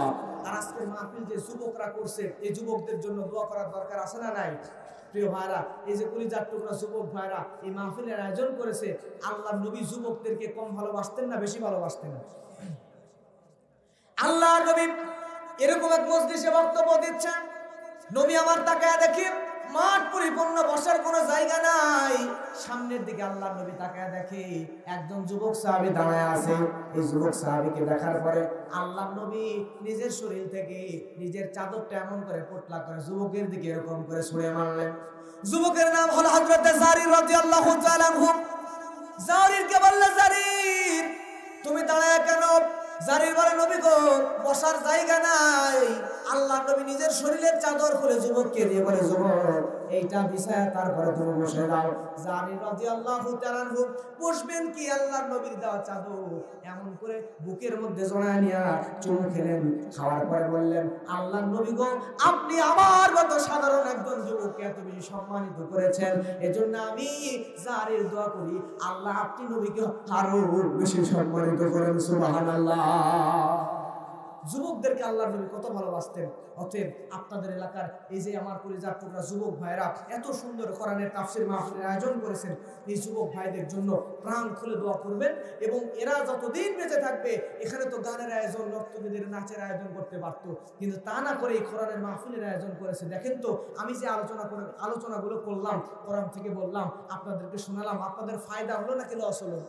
প্রত্যেকের নেকি হবে এবং যত নেকি হবে যারা আয়োজন করলো তাদের আমল নামাও যাবে। দোয়া করেন এই যুবকগুলোর জন্য, মন থেকে আমরা আজকে দোয়া করবো যাতে এই যুবকগুলোকে আল্লাহ সুবহানাহু ওয়া তাআলা 5 ওয়াক্ত নামাজি বানায় দেয়, সকল নেশা থেকে দূরে রাখে, বাবা মার খেদমত করার তৌফিক দান করে দেয়, সকল গুনাহ থেকে নিষ্পাপ বানায়, জান্নাতি বানায়, তারপর যুবকদেরকে যাতে আল্লাহ নেই কবরের মধ্যে। দোয়া আমরা করবো ইনশাআল্লাহ। 12টা 7 বেজে যায়, আপনাদের কষ্ট হয় নাই তো? মন খারাপ করছেন কি? তারা দোয়া করে দিয়া সবাই দরুদ ইব্রাহিম পড়েন। আরেকবার নামাজ পড়ুন, আল্লাহুম্মা সাল্লি আলা মুহাম্মাদিন ওয়া আলা আলি মুহাম্মাদিন কামা সাল্লাইতা আলা ইব্রাহিম ওয়া আলা আলি ইব্রাহিম ইন্নাকা হামিদুম মাজিদ। আল্লাহুম্মা বারিক আলা মুহাম্মাদিন আলা ইব্রাহিম ওয়া আলা আলি ইব্রাহিম ইন্নাকা হামিদুম মাজিদ। আল্লাহুম্মা আমিন। ربنا ظلمنا أنفسنا وإن لم تغفر لنا وترحمنا لنكونن من الخاسرين رب ارحمهما كما ربياني صغيرا। যে দেখো আল্লাহ মাতাসাগর ফুটবল খেলার মাঠে আজকে তোমার কতগুলো গুনাহগার বান্দা আল্লাহ জান্নাতের বাগানের আয়োজন করেছে। আল্লাহ কোরআনের মাহফিলের আয়োজন করেছে। রব্বুল আলামিন এই যুবকদের জীবনের গুনাহগুলোকে তুমি মাফ করে দাও। রব্বুল আলামিন আমাদের অনেকের জনম দুঃখিনী মা নাই, আমাদের অনেকের দরদের আব্বা নাই। তুমি আমাদের এই জনম দুঃখিনী মার দরদের আব্বা যাদের নাই, কবরটাকে জান্নাতুল ফিরদাউসের টুকরা বানায় দাও। ও রব্বুল আলামিন আমরা তো গুনাহ করেছি, আমাদের গুনার দিকে তাকাইলে লজ্জায় তোমার কাছে ক্ষমা চাওয়ার মতো মুখও আমাদের নাই। তুমি ছাড়া তো আমাদের ক্ষমা চাওয়ার জায়গাও নাই। ও রব্বুল আলামিন দয়া করে মায়া করে তুমি আমাদের গুনাহগুলোকে মাফ করে দাও, আমাদেরকে জান্নাতি বান্দা বানায় দাও। আল্লাহ আমাদেরকে মাফ করে জান্নাতি বান্দা বানায় দাও। আমাদের মধ্যে যারা অভাবী অভাবকে দূর করে দাও, আমাদের মধ্যে যারা ঋণগ্রস্ত ঋণকে পরিশোধ করার তৌফিক দান করে দাও। আমাদের মধ্যে যারা অসুস্থ তাদেরকে শিফা আজলা শিফা কামেলা দান করে দাও।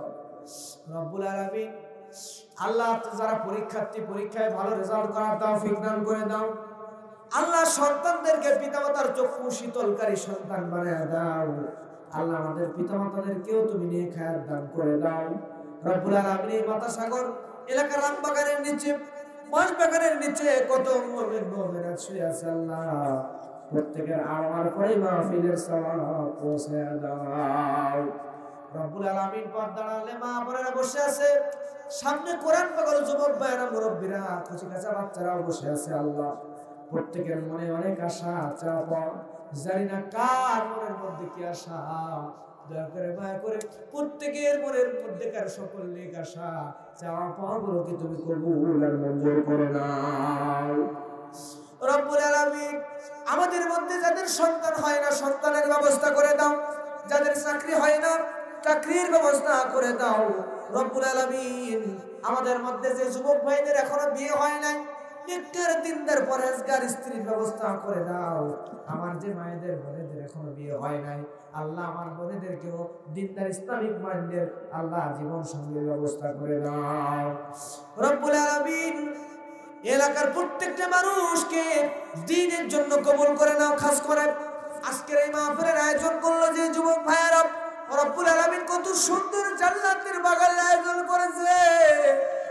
এই যুবকদেরকে কেমনে তুমি জাহান্নামে দিবা গো আল্লাহ? এই যুবকদেরকে জাহান্নামে দিও না, জাহান্নামের আগুন এদের জন্য হারাম করে দাও। রব্বুল আলামিন সব নিষিদ্ধ থেকে যুবকদেরকে দূরে রাখো আল্লাহ। 5 ওয়াক্ত নামাজি বানায়া দাও। রব্বুল আলামিন তাদের মনের নেক আশাগুলো কবুল করে নাও।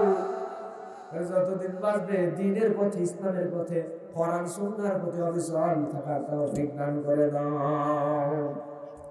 রব্বুল আলামিন ফিলিস্তিনের মুসলমানদেরকে ইবাদত করো, ওই ইসরায়েলের সন্ত্রাসী ইহুদিদেরকে দুনিয়া থেকে বিদায় করে দাও। অবৈধ রাষ্ট্র ইসরায়েলকে দুনিয়ার মানচিত্র থেকে মুছে দাও। ফিলিস্তিনের মুসলমানদের উপর রহমত বর্ষণ করো, ভারতের কাশ্মীরের মুসলমানদের উপর রহমত বর্ষণ করো আল্লাহ। রব্বুল আলামিন চেচনিয়া বসনিয়া আরবে বাজাইনের মুসলমানদের উপর রহমত বর্ষণ করো। রব্বুল আলামিন মায়ানমারের মুসলমান, বার্মা মুসলমান আল্লাহ, চীনের উইঘুরের মুসলমানদেরকে তুমি হেফাজত করো। তাম পৃথিবীর সব মুসলমানদের উপর তুমি রহমত বর্ষণ করো। তাম পৃথিবীর মধ্যে আমাদের এই ছোট্ট বাংলাদেশটাকে উন্নত মডেল ইসলামিক রাষ্ট্র হিসেবে কবুল করে নাও। রব্বুল আলামিন বাংলাদেশের দায়িত্ব তুমি যাদেরকে দিয়ে রেখেছো পরিপূর্ণ হেদায়েত দান করে দাও। দ্বীনের জন্য ইসলামের জন্য তাদেরকে কবুল করে নাও। রব্বানা আতিনা ফিদ দুনিয়া হাসানাতাও ওয়া ফিল আখিরাতি হাসানাতাও ওয়া কিনা আযাবান নার। ربنا تقبل منا إنك أنت السميع العليم وتب علينا إنك أنت التواب الرحيم. آخر كلامنا عند الموت لا إله إلا الله محمد رسول الله صلى الله عليه وسلم. আসসালামু আলাইকুম ওয়া রাহমাতুল্লাহ।